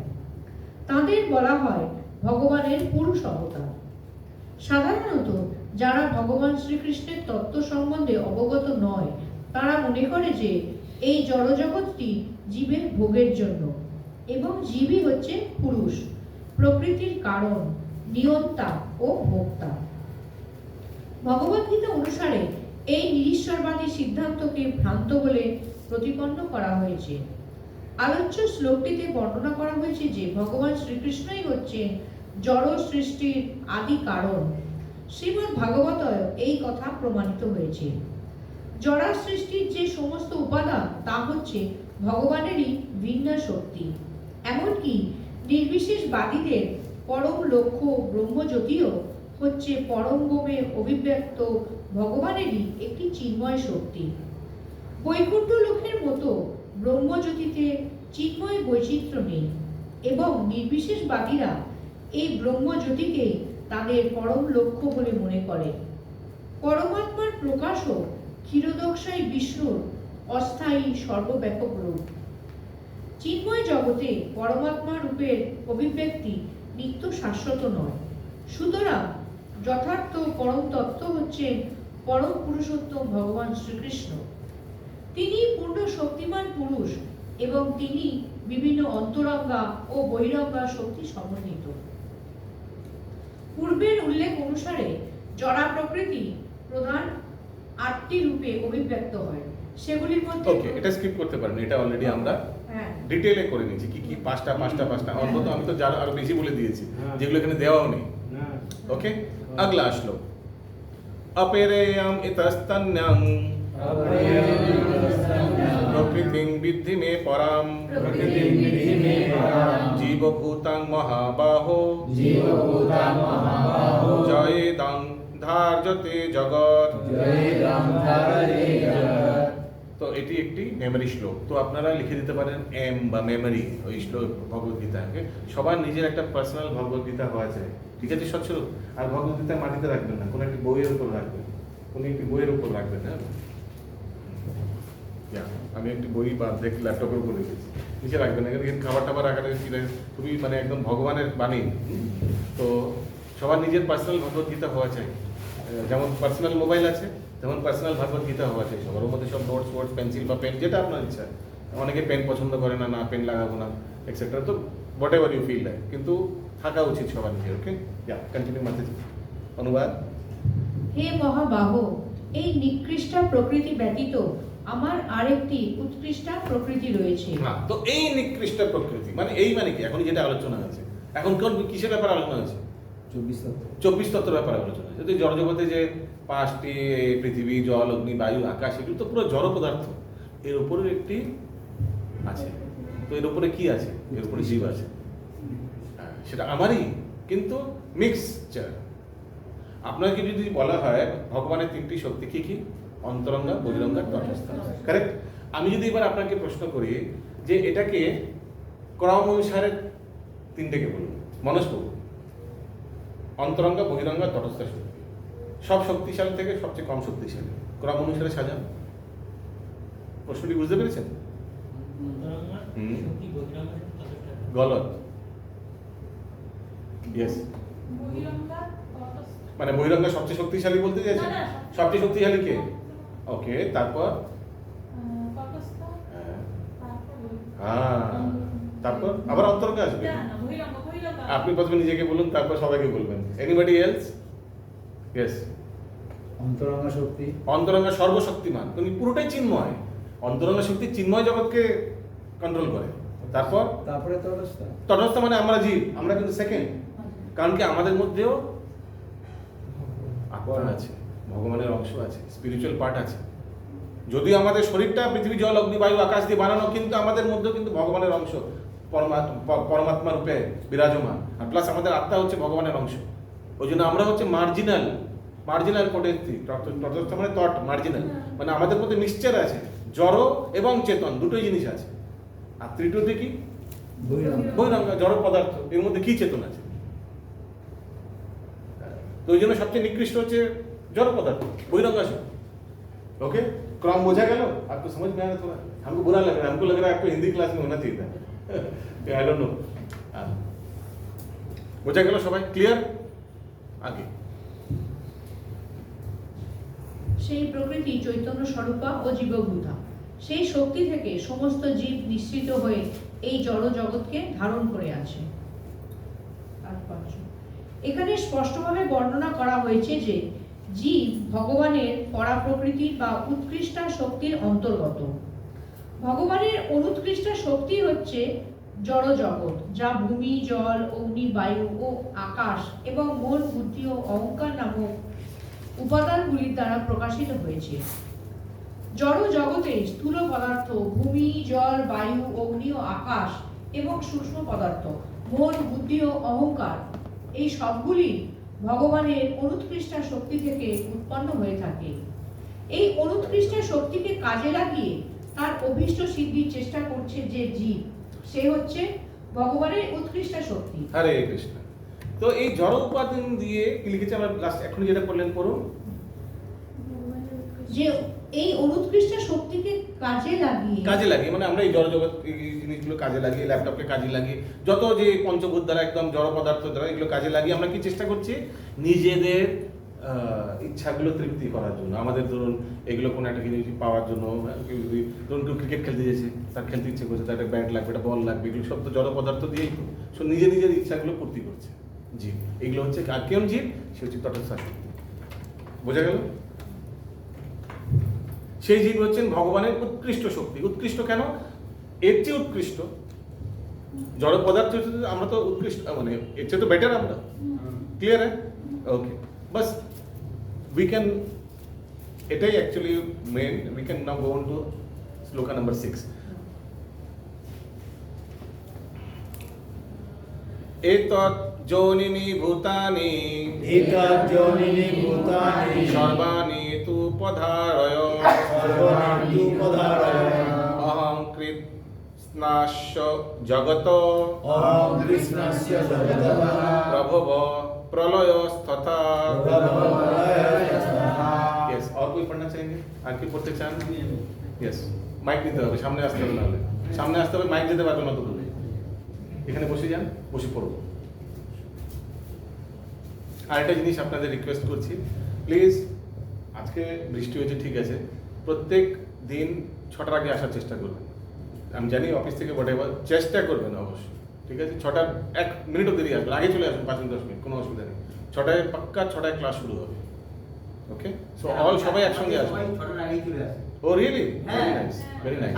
আমি এসে পৌঁছাটা এসে দেখি উপরে এসেছি, এসে দেখি বন্ধ, চলে গেছি। আজকে একটু ঠিক আছে, আজকে একটু প্রাকৃতিক না, দুর্যোগ। আমি প্রথমে সবার আগে আসি। হ্যাঁ। এসে আজকে আমরা আসলে বন্ধই করে দিতাম, যেভাবে বৃষ্টি হয়েছে। হ্যাঁ। কিন্তু স্টার্টিংয়ে যদি বন্ধ করে দিই, জিনিসটা শুভ না। একটা কোনো ব্যাপার ইউনিট টু স্টার্ট হচ্ছে, স্টার্টিংয়ে প্রথম দিনই বন্ধ করে দিলাম, তো ওই জন্য একটু ঠিক আছে, যারা আসতে পারবে তারা অন্তত রেকর্ডিং তো শুনতেই পারবে। যান, করুন। আমার এই উভয় প্রকৃতি থেকে জড় ও চেতন সব কিছু উৎপন্ন হয়েছে। অতএব নিশ্চিতভাবে জেনে রেখো যে আমি সমস্ত জগতের উৎপত্তি ও প্রলয়ের মূল কারণ।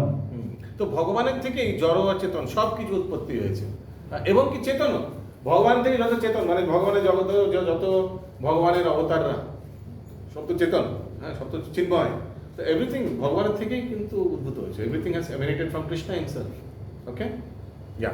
বিশ্ব চরাচরে যা কিছু বর্তমান তা সবই জড় ও চেতন থেকে উৎপন্ন। চেতন হচ্ছে সৃষ্টির আধার এবং জড় বস্তু এই চেতন তত্ত্ব দ্বারা রচিত।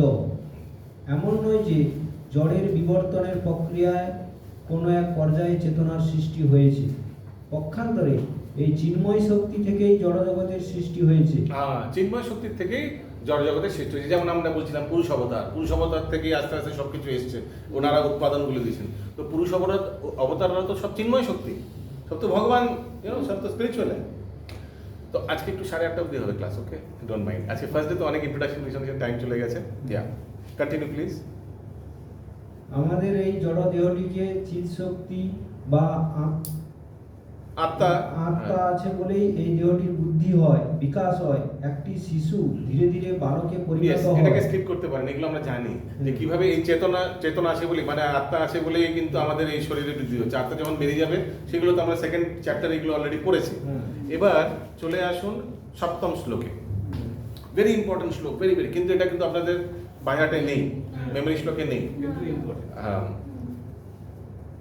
মত্তা পরতরং নান্যাৎ মত্তা পরতরং নান্যাৎ কিঞ্চিদস্তি ধনঞ্জয় কিঞ্চিদস্তি ধনঞ্জয় ময়ি সর্বং ইদং প্রেতং ময়ি সর্বমিদং প্রেতং প্রতম সূত্রে মণিগণা ইব শ্রুতাং সূত্রে মণিগণা ইব। मत्त परतरंग नान्यात, मेरे जैसा कोई नान्यात और अन्य कोई नहीं है। ভগবান তো স্পষ্ট বলছেন, কোনো স্ক্রিপচারে পাবেন না এরকম কোথাও যেখানে ভগবান ক্লেম করছেন যে আমার চেয়ে শ্রেষ্ঠ আর কেউ আছে। অনুবাদ। হে ধনঞ্জয়, আমার থেকে শ্রেষ্ঠ আর কেউ নেই।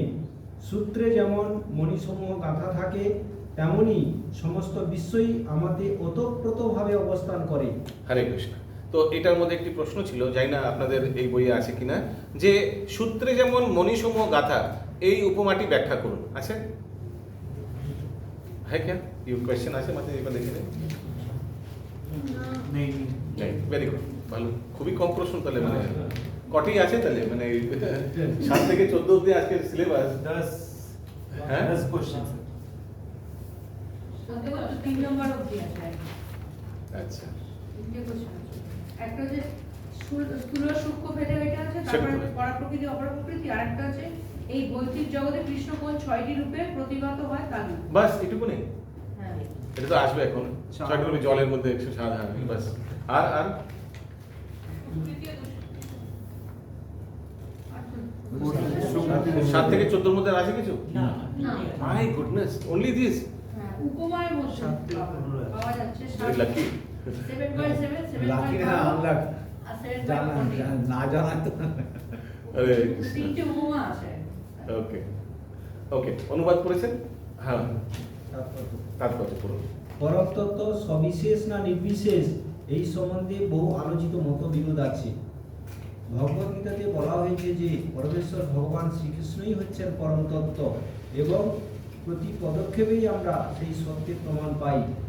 বিশেষ করে এই শ্লোকটিতে পরম তত্ত্ব যে সবিশেষ পুরুষ তা জোর দিয়ে বলা হয়েছে।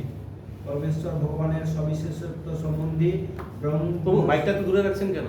তাহলে মাইকটা দিয়ে লাভটা কি হলো? পরমেশ্বর ভগবানের সবিশেষত্ব সম্বন্ধে ব্রহ্ম সংহিতাতেও বলা হয়েছে ঈশ্বর পরম কৃষ্ণ সচ্চিদানন্দ বিগ্রহ, অর্থাৎ পরম তত্ত্ব পরম পুরুষ ভগবান হচ্ছেন শ্রীকৃষ্ণ।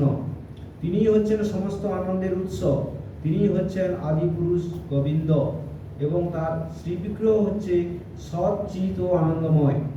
ব্রহ্মার মতো মহাজনদের কাছ থেকে যখন আমরা নিঃসন্দেহে জানতে পারি যে পরম তত্ত্ব হচ্ছেন পরম পুরুষ এবং তিনি হচ্ছেন সর্বকারণের পরম কারণ, তখন আর তার সম্বন্ধে কোনো সন্দেহ থাকে না। বাস বাস, এবার স্কিপ করে লাস্ট এটা করুন। এই পরম পুরুষের অতীত আর কোনো সত্য নেই। পেয়েছেন সেকেন্ড লাস্ট প্যারা? যাদের যাদের নিচে বসতে অসুবিধা হচ্ছে প্লিজ চেয়ারে নিচে বেটে মানে বেশিক্ষণ, আপনারা তো অনেকক্ষণ বসে আছেন, চেয়ারে বসে খুলুন। 1 সেকেন্ড প্রভু। তো কারোর যদি অসুবিধা হয় বেশিক্ষণ বসে থাকতে, 2-2.5 ঘন্টা ক্লাসে বসে থাকা অসুবিধা না, গুড না, তো চেয়ারে বসে পড়বেন। ওকে फील कंफर्टेबल, किसी को भी कोई भी प्रॉब्लम होगा चेयर यूज कर लीजिए। हां कंटिन्यू प्लीज। এই পরম পুরুষের অতীত আর কোনো সত্য নেই, কেননা তিনি হচ্ছেন সর্বশ্রেষ্ঠ, তিনি ক্ষুদ্রতম থেকে ক্ষুদ্রতর এবং তিনি মহত্তম থেকে মহত্তর। একটি গাছের মতো মৌনভাবে অধিষ্ঠিত রয়েছেন এবং যিনি সমস্ত পরমকে আলোকে উদ্ভাসিত করে আবার মাইকটা রেখেছেন। একটু সামনে নিন। একটি গাছ যেমন তার শিকড় থেকে বিস্তার করে, তিনিও তেমনি তার বিভিন্ন শক্তিকে বিস্তৃত করেছেন। এই সমস্ত শ্লোক থেকে আমরা অনায়াসে এই সিদ্ধান্তে উপনীত হতে পারি যে পরমেশ্বর ভগবানই হচ্ছেন পরম তত্ত্ব, যিনি জড় ও চিন্ময় অনন্ত শক্তির প্রভাবে সর্বব্যাপ্ত। অল পারবে। ওকে, এখন একটি প্রশ্ন আসবে যে ভগবান নিজেকে 6 রূপে বিস্তার করেছেন, আছে না? সো এই প্রশ্নটা একবার করুন। হ্যাঁ, পুরো মাইকে দিন।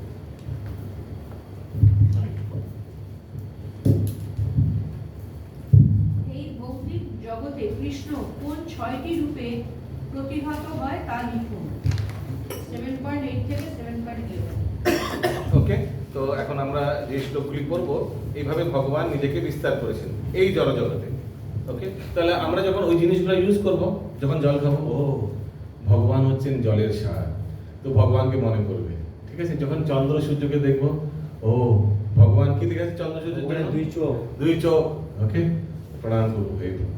ঠিক আছে, এইভাবে। তো যেন এইগুলো কেন ভাবে ভগবান এইভাবে কেন করেছেন? সো দ্যাট আমাদের লাভের জন্য, যেন আমরা কিছু দেখি ভগবানকে স্মরণ করতে পারি। ओके, अगला श्लोक नेक्स्ट 8। रसोहम अप्सु कौन्तेय प्रभस्मि शशि सूययो प्रणव सर्ववेदेषु शब्दखे पौरुषं नृषु। हे कौन्तेय, আমি জলের রস, চন্দ্র ও সূর্যের প্রভা, সর্ববেদের প্রণব, আকাশের শব্দ এবং মানুষের পৌরষ। তো কবি বি সাউন্ড, কখনো আমরা সাউন্ড শুনলে কি হতো? ভগবান। কখনো যদি আমরা সর্ববেদের প্রণব, ওম, ও ভগবান। আর সত্যি কথা বলতে বলা হচ্ছে যারা নির্বিশেষ ব্রহ্মের উপাসনাও করছে, তারাও ওম ওয়ার্ডটা তো ইউজ করেই থাকে না। কখনো যোগা করছে তো ওম তো বলেই যায়, ভগবানের নাম নিচ্ছে। ওকে, এই শ্লোকে বর্ণনা করা হয়েছে কিভাবে ভগবান তার বিভিন্ন জড়া শক্তি ও চিৎ শক্তির দ্বারা সর্বত্র পরিব্যাপ্ত। ভগবান সম্বন্ধে জানতে সচেষ্টা হলে প্রথমে তার বিভিন্ন শক্তির প্রকাশের মাধ্যমে তাকে অনুভব করা যায়, তবে এই স্তরে যে ভগবত উপলব্ধি তা নির্বিশেষ। যেমন এই তো নির্বিশেষই উপলব্ধি হবে না। তো এই স্তরে যত এই যে 6টা জিনিস যে বলা হলো, এই স্তরে যতই আছে সব তো নির্বিশেষই। ধরুন আপনি সূর্য আর চন্দ্রকে দেখে ভগবান ভাবছেন, তো ভগবান ভাবছেন মানে ভগবানের চোখ, তো ভগবান চোখ তো ওইভাবে না, কিন্তু ভগবানের চোখ এর রেপ্রেজেন্টেশন, মানে বুঝেছেন, রেপ্রেজেন্টেশন। তো নির্বিশেষ তো এটা উপলব্ধি, এটা তো সবিশেষ উপলব্ধি বলতে পারেন না। বোঝা গেল কি বলছি? জল খেয়ে ভাবছেন এটা ভগবান হচ্ছেন জলের স্বাদ, তো এটা কি কখনো সবিশেষ উপলব্ধি হবে? নো, নির্বিশেষ উপলব্ধি। আপনি জলের স্বাদ কি কখনো সবিশেষ উপলব্ধি? নো, নির্বিশেষ উপলব্ধি। বোঝা যাচ্ছে কি বলছি? আকাশ যেমন লেখা আছে আকাশের শব্দ, তো এটাও তো নির্বিশেষ উপলব্ধি। ঠিক আছে, এটাই বলতে চাইছেন। ক্লিয়ার হলো? আরেকবার করছি সেই সেন্টেন্সটি। তবে এই স্তরের যে ভগবত উপলব্ধি তা নির্বিশেষ। ঠিক আছে, যেমন সূর্যদেব হচ্ছেন একজন পুরুষ এবং তাকে উপলব্ধি করা যায় তার সর্বব্যাপক শক্তি তার কিরণের মাধ্যমে, তেমনি পরমেশ্বর ভগবান যদিও তার নিত্যধামে বিরাজমান, তবুও তার সর্বব্যাপক শক্তি প্রকাশের মাধ্যমে তার অস্তিত্ব উপলব্ধি করা যায়। জলের স্বাভাবিক স্বাদ হচ্ছে জলের একটি সক্রিয় ধর্ম। আমরা কেউ সমুদ্রে জল পান করতে চাই না, তার কারণ সেখানে বিশুদ্ধ জলের সাথে লবণ মেশানো রয়েছে। আস্বাদনের শুদ্ধতার জন্যই জলের প্রতি আমাদের আকর্ষণ, এবং এই শুদ্ধ আস্বাদন ভগবানেরই অনন্ত শক্তির একটি অভিপ্রকাশ। কারণ কি, নো রিপ্লেসমেন্ট, জলের কোনো রিপ্লেসমেন্ট বলে নেই। ধরুন আপনার খুব জল তেষ্টা পেয়েছে, সেই সময় যদি আপনাকে কেউ একটু ফ্যানটা নিয়ে আসে, না ফ্যানটা, আই নিড ওয়াটার, তাই না? তো টেস্ট অফ ওয়াটার ইররিপ্লেসেবল, ওর কোনো তুলনাই নেই। ওকে, এখন লাস্ট প্যারাগ্রাফে চলে আসুন। সূর্য ও চন্দ্রের রশ্মিক ছটা ও মূলত ভগবানের দেহ নির্গত নির্বিশেষ ব্রহ্মজ্যোতি থেকে প্রকাশিত হয়। তো এই যে সূর্য চন্দ্রমার যে প্রকাশিত, সূর্য চন্দ্রমা আমাদের এই জড়জগৎকে প্রকাশিত করছেন, কিন্তু এর উৎস কোথায়? এর উৎস কিন্তু চিৎ জগতের ভগবানের ব্রহ্মজ্যোতি। চিৎ জগৎ কিন্তু প্রকাশিত হচ্ছে কোনো সূর্য, কোনো কিরণ বা চন্দ্রমার, ওখানে ব্রহ্মজ্যোতি, ভগবানের রশ্মিক ছটা, শরীর থেকে রশ্মি বেরোচ্ছে। আমরা আগে জানতাম, ইসকনে আসার আগে একটা ওয়ার্ড হেলো, HALO, হ্যালো, জানেন আপনার কেউ জানেন? তো we used to say that, you know, ভগবানের শরীর থেকে ইটস হ্যালো, HALO, এটা শ্যাম্পুর নাম আছে, হ্যালো, হ্যাঁ, হ্যালো শ্যাম্পু, মনে আছে তো। শ্যাম্পু মানে প্রভা, শরীর থেকে যেটা প্রভা বেরোচ্ছে। দেখবেন কোনো ফটো দেখবেন, ফটোতে দেখা যায় একটা সার্কেল এসে কুছে, তো হ্যালোজেন, কারেক্ট, বাহ, ভেরি নাইস। তো পরে জানতে পারলাম এটা হচ্ছে আসলে ভগবানের ব্রহ্মজ্যোতি, ভগবানের শরীর থেকে বেরোচ্ছে। ওকে, তেমনি বৈদিক মন্ত্রের প্রভাব, প্রারম্ভে ভগবানকে সম্বোধন সূচক অপ্রাকৃত শব্দ ব্রহ্ম প্রণব বা ওঙ্কারের মন্ত্র ভগবানের থেকে প্রকাশিত হয়েছে। আমি কয়েকটা উদাহরণ দিন আপনারা, যেখানে প্রারম্ভে ওঙ্কার ইউজ হয়েছে। কোন মন্ত্রের উদাহরণ দিন, গিভ মি এক্সাম্পল। ওম নমো ভগবতে বাসুদেবায়, और ओम अज्ञानतिमिरन्धस्य ज्ञानाञ्जनशलाकया, ठीक है, करेक्ट। और ओम पूर्णमिदं पूर्णात् पूर्णमुदच्यते, ओके, गुड। और हाँ, करेक्ट, वेरी नाइस। ओके, अभी আমরা 9 নম্বর শ্লোকে যাচ্ছি। পূর্ণগন্ধ পৃথিবাঞ্চ তেজস্মি তেজশ্চস্মি বিভাবশৈ জীবনং সর্বভূতেষু তপশ্চাস্মি তপস্বিষু।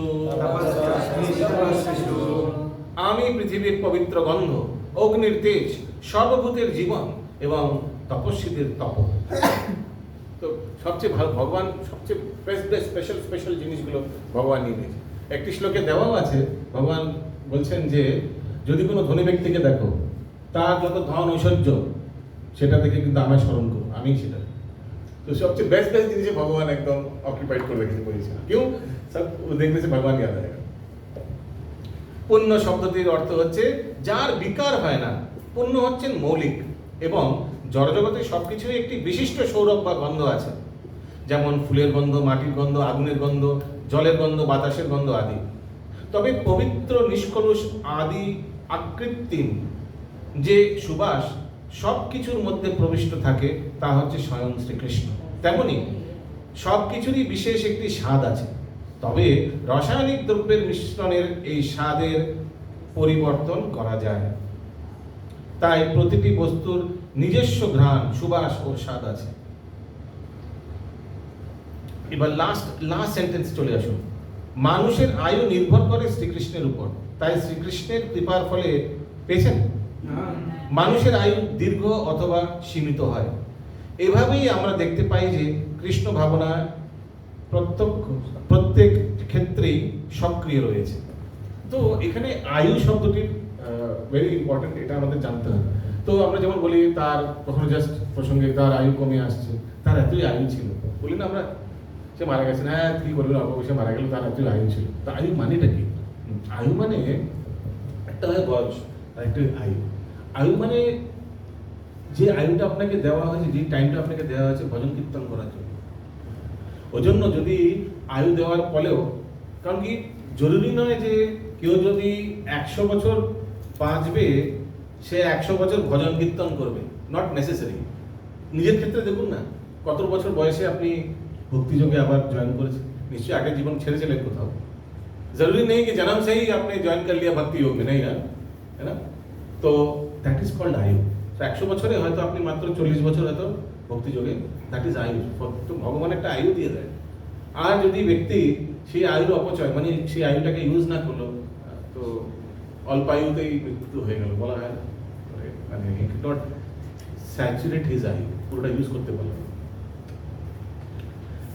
ওকে, আজকে তাড়াহুড়ো করে গেল, সো দ্যাট 14 নম্বর শ্লোক ইজ ভেরি ইম্পর্টেন্ট। তো এখানে আমরা দেখতে পাচ্ছি যেটা প্রশ্ন আছে যে ভগবান নিজেকে 6টি রূপে প্রকাশিত করেছেন, তো সেটা হচ্ছে 8 নম্বর শ্লোক থেকে পেয়ে যাচ্ছেন আপনি। কি কি 8 নম্বর শ্লোকে অনুবাদ দেখুন। আমি জলের রস, তো ভগবান জলের, চন্দ্রের ও সূর্যের প্রভা 3 हो गया, সর্ববেদের প্রণব বেদ 4 हो गया, আকাশের শব্দ 5, আর মানুষের পৌরস্য 6। তো এই 6 ভাবে ভগবান নিজেকে ব্যক্ত করেছেন জড়জগতে। ঠিক আছে, এটি একটি প্রশ্ন আছে। কত নম্বর প্রশ্ন একটু মার্কিং করে রাখুন। 3 নম্বর। হ্যাঁ, 3 নম্বর। ওকে। এখন চলে আসুন শ্লোক সংখ্যা 9, কারেক্ট? वो ये 9 है। সরি 10। আমি চেক করছিলাম আপনারা জেগে আছেন কিনা। বীজং মাং সর্বভূতানাং বিদ্ধিং পার্থ সনাতন বুদ্ধি বুদ্ধি মতায়াস্মি তেজস্মি নামহম। হে পার্থ, আমাকে সর্বভূতের সনাতন কারণ বলে জানবে। আমি বুদ্ধিমানের বুদ্ধি এবং তেজস্বীদের তেজ, মেন জিনিসগুলো নিয়ে নিই ভগবান। ঠিক আছে, বুদ্ধিমানের বুদ্ধি, বুদ্ধিমানের সবচেয়ে স্পেশাল জিনিস কি? তার বুদ্ধি না, তেমনি তেজস্বী লোক, তার তেজটা ভগবান। 11 নম্বর চলে আসুন। বলং বলবত্তাং চাহ, বলং বলবত্তাং চাহং,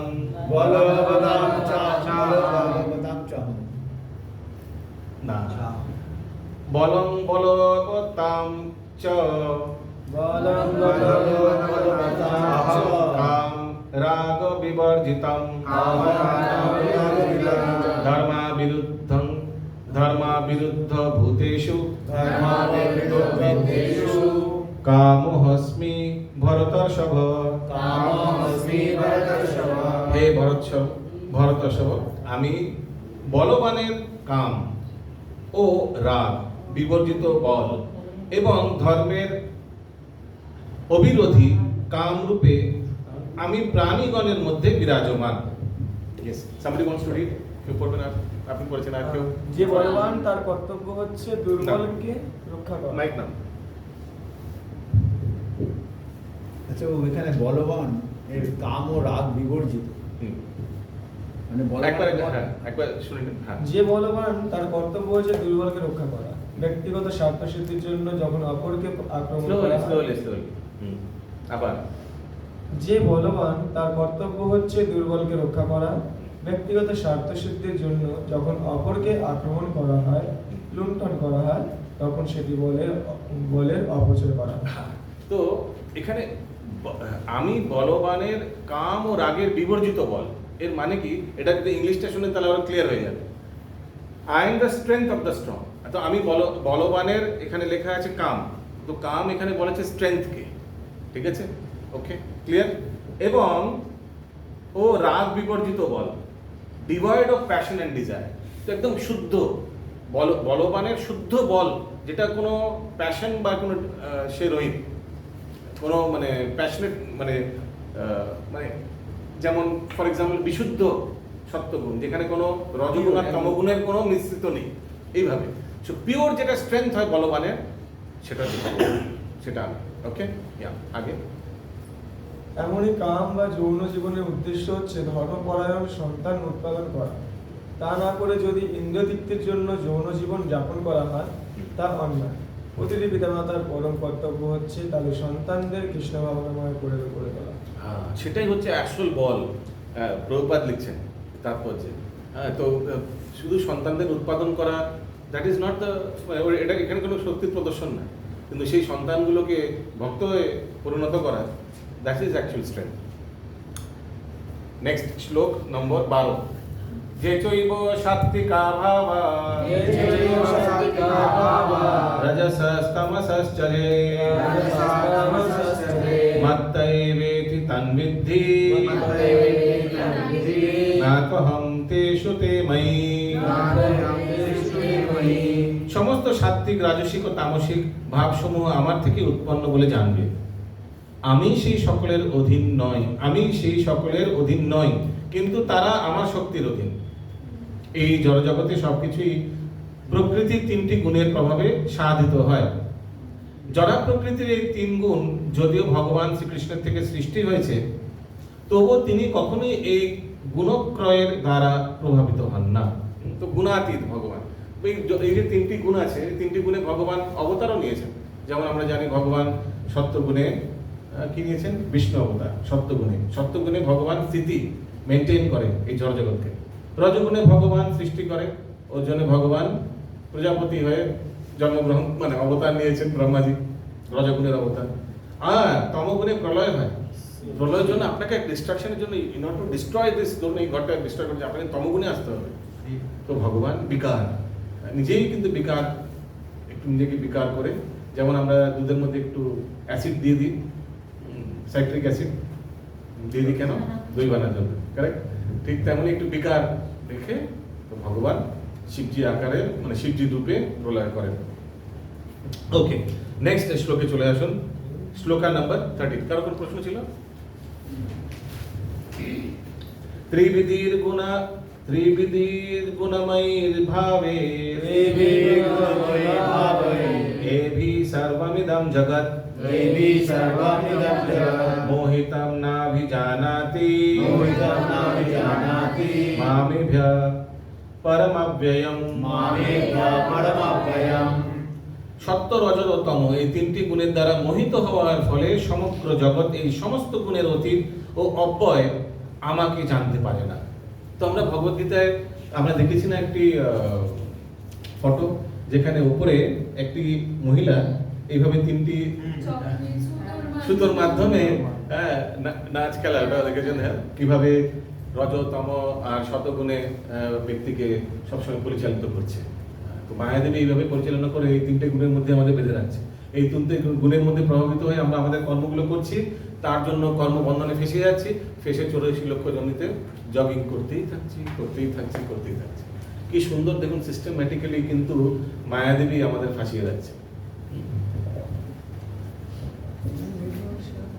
এই সমস্ত গুণের অতীত অব্যয়ে আমাকে জানতে পারে না। তাৎপর্য, যারা প্রকৃতির এই 3টি গুণের দ্বারা সমগ্র জগৎ বিমোহিত হয়ে আছে, যারা প্রকৃতি বা মায়ার প্রভাবে যারা বিমোহিত, তারা বুঝতে পারে না যে ভগবান শ্রীকৃষ্ণ হচ্ছেন এই জড়া প্রকৃতির অতীত। প্রকৃতির প্রভাবে জড়জগতে প্রতিটি জীব ভিন্ন ভিন্ন দেহ প্রাপ্ত হয় এবং ভিন্ন ভিন্ন মানসিক ও দৈহিক গুণাবলীতে ভূষিত হয়। এই গুণের প্রভাবে মানুষেরা 4টি বর্গে বিভক্ত হয়। ওকে, গুণের প্রভাবে ওই জন্য আমরা বলি গুণে কর্মা বিভাগশা।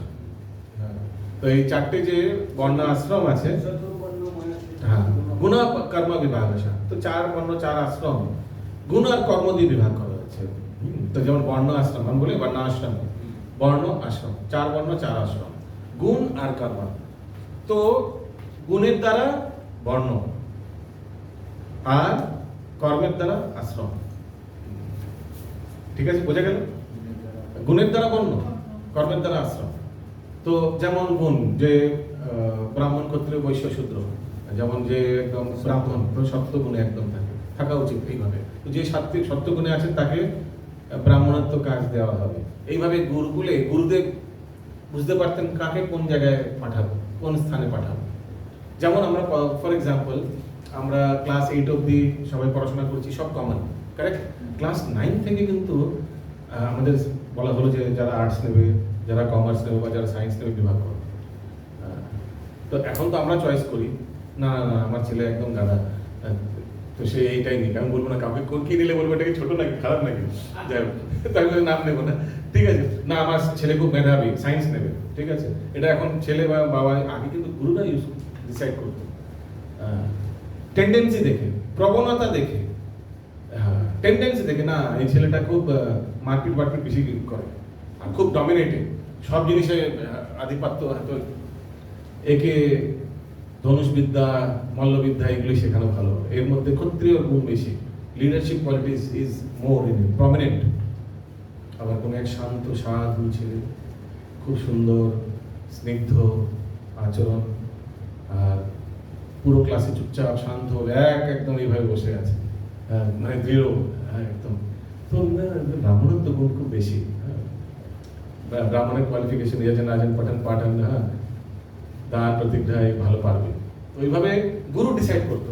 তো এই জন্য সমাজেও এইভাবে বিভাগ করা হয়েছে সমাজকে 4 বর্ণ আর 4 আশ্রমে। ওকে, তো কোথায় ছিলাম আমরা? কন্টিনিউ করি। এই যে এই গুণের প্রভাবে মানুষেরা 4টি বর্ণে বিভক্ত হয়। যারা সদ্গুণের দ্বারা প্রভাবিত তাদের বলা হয় ব্রাহ্মণ, এক্সেট্রা, যেগুলো আমরা আলোচনা করলাম। এবার সেকেন্ড প্যারাগ্রাফে আসুন। পশু পক্ষী মানুষ গন্ধর্ব কিন্নর দেব দেবী আদি প্রতিটি বিভিন্ন জীবী জরা প্রকৃতির দ্বারা প্রভাবিত, এবং এরা সকলেই অপ্রাকৃত পরমেশ্বর ভগবানকে ভুলে গেছে। যারা রজ ও তমগুণের দ্বারা আচ্ছাদিত, এমনকি যারা সত্যগুণে সম্পন্ন, তারাও পরম তত্ত্বের নির্বিশেষ ব্রহ্ম উপলব্ধির ঊর্ধ্বে যেতে পারে না।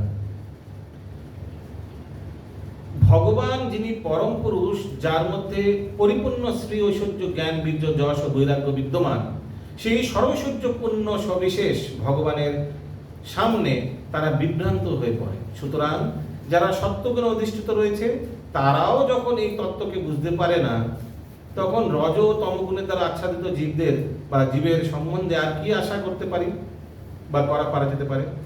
কৃষ্ণ ভাবনামৃত বা কৃষ্ণ ভক্তি হচ্ছে জরা প্রকৃতির 3 গুণের অতীত। আর যারা সর্বতোভাবে কৃষ্ণ ভাবনায় মগ্ন হয়ে আছেন তারাই হচ্ছেন প্রকৃত মুক্ত।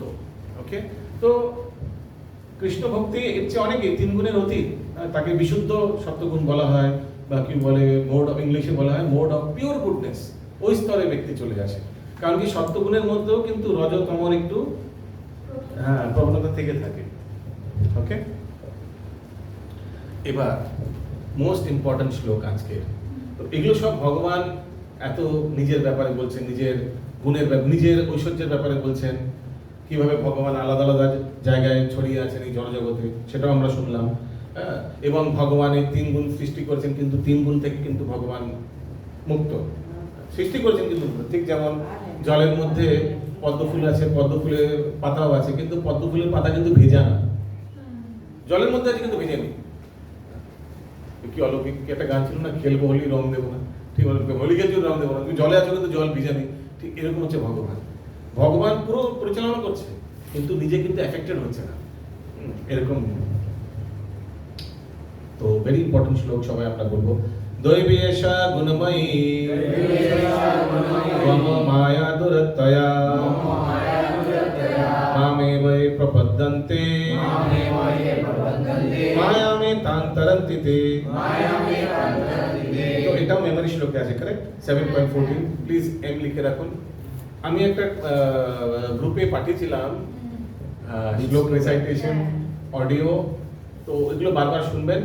আর আজকে তো অবশ্য আমরা একটু লেটে স্টার্ট করেছি, প্লাস ইন্ট্রোডাকশনের টাইম চলে গেছে। পরের দিন আমি আপনাদের জিজ্ঞেস করবো আপনাদের মধ্যে কার পুরো কণ্ঠস্থ হয়েছে, এবং কি যার কণ্ঠস্থ হয়েছে তাকে আমরা ছোট গিফট দিয়ে পুরস্কৃত করব। তাকে এখানে দাঁড়িয়ে প্রত্যেকটা শ্লোক না দেখে গড় গড় গড় গড় গড় গড় বলে দিতে হবে। আমি শ্লোক বলবো 7.14 দেবী এষা গুণময়ী মম মায়া দুরতয়া মামেব প্রপদ্যন্তে মায়ামে তাং তরন্তি তে। শুধু শ্লোক বলতে হবে, অনুবাদ না, অনলি শ্লোক। ওকে, লেটস সি কারা পারে। অবশ্য বেশি হয়নি, কিতনা কত শ্লোক? 14-15টাই আছে, 14টা। ইজি।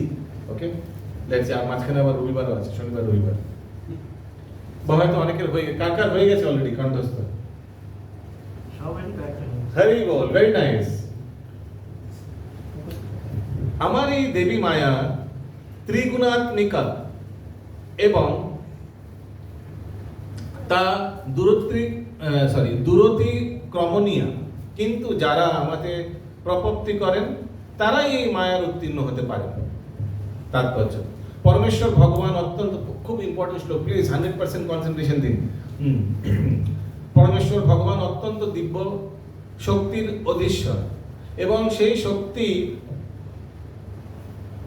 কোথায় গেল? হ্যাঁ, শক্তিরাজি দিব্য গুণ সম্পন্ন। যদিও জীব তার সেই শক্তি সমন্বিত এবং তার দিব্য, কিন্তু জড়া শক্তির সংস্পর্শে আসার ফলে তাদের সেই প্রকৃত দিব্য স্বরূপ আচ্ছাদিত হয়ে পড়েছে। তো দেখুন, আমরা ভগবানের অংশ, তো ভগবান সচ্চিদানন্দময়, তো আমাদের আত্মাও সচ্চিদানন্দময়।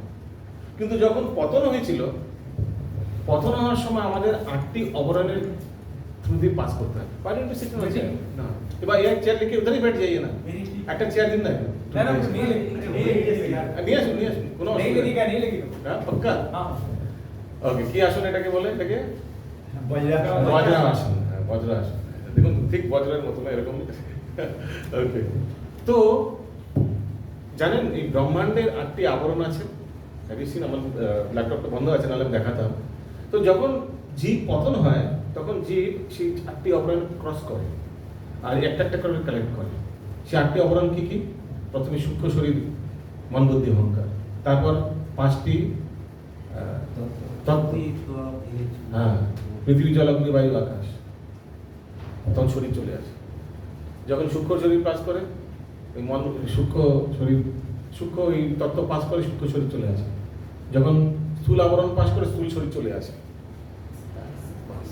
আস্তে আস্তে জড় শরীর নিয়ে নিল, কোনো শাস্ত্র থাকে। This is how we became what we are today. আবার ঠিক বিপরীত হয় যখন কোনো ব্যক্তি ভগবত ভক্ত হয়ে এগুলো থেকে বেরোয়।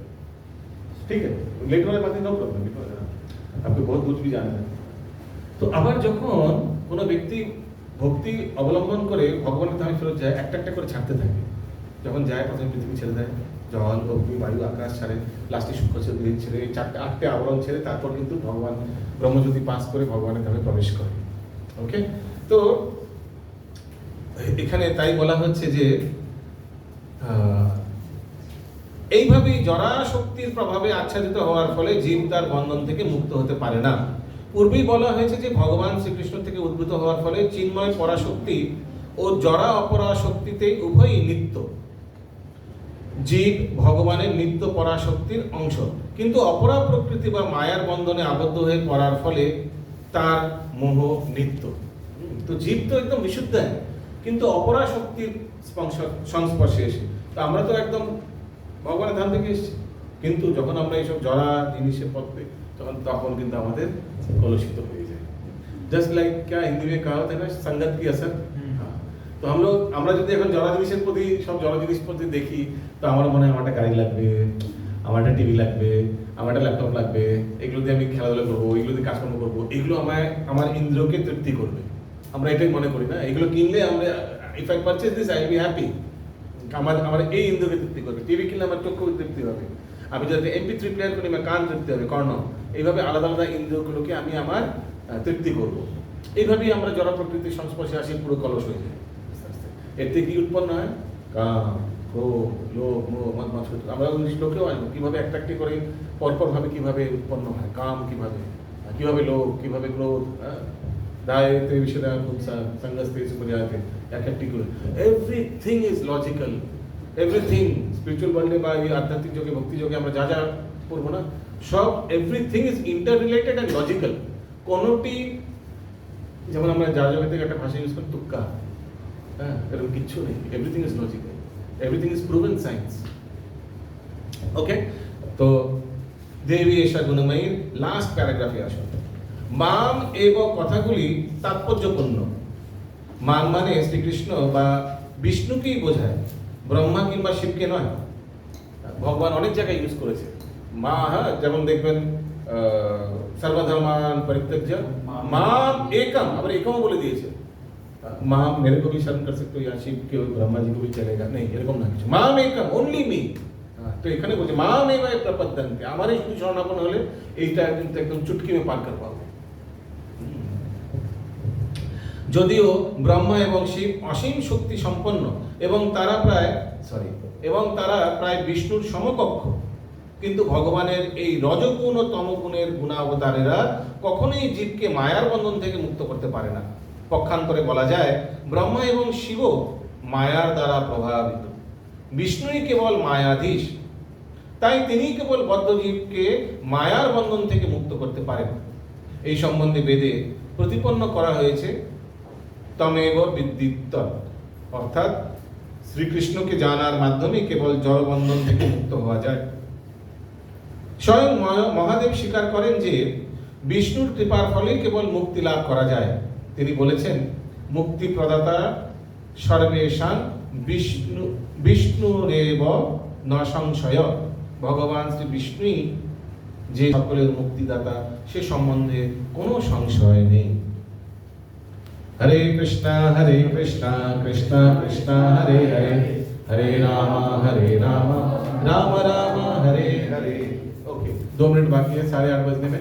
किसी का कोई प्रश्न है तो पूछ सकते हैं। কোনো কারো কোনো যাও পৌঁছাতে কি যাও, কারো কোনো প্রশ্ন আছে, কারো কোনো জিনিস বুঝতে অসুবিধা হচ্ছে, কারো কোনো ক্লারিফিকেশন চাই বা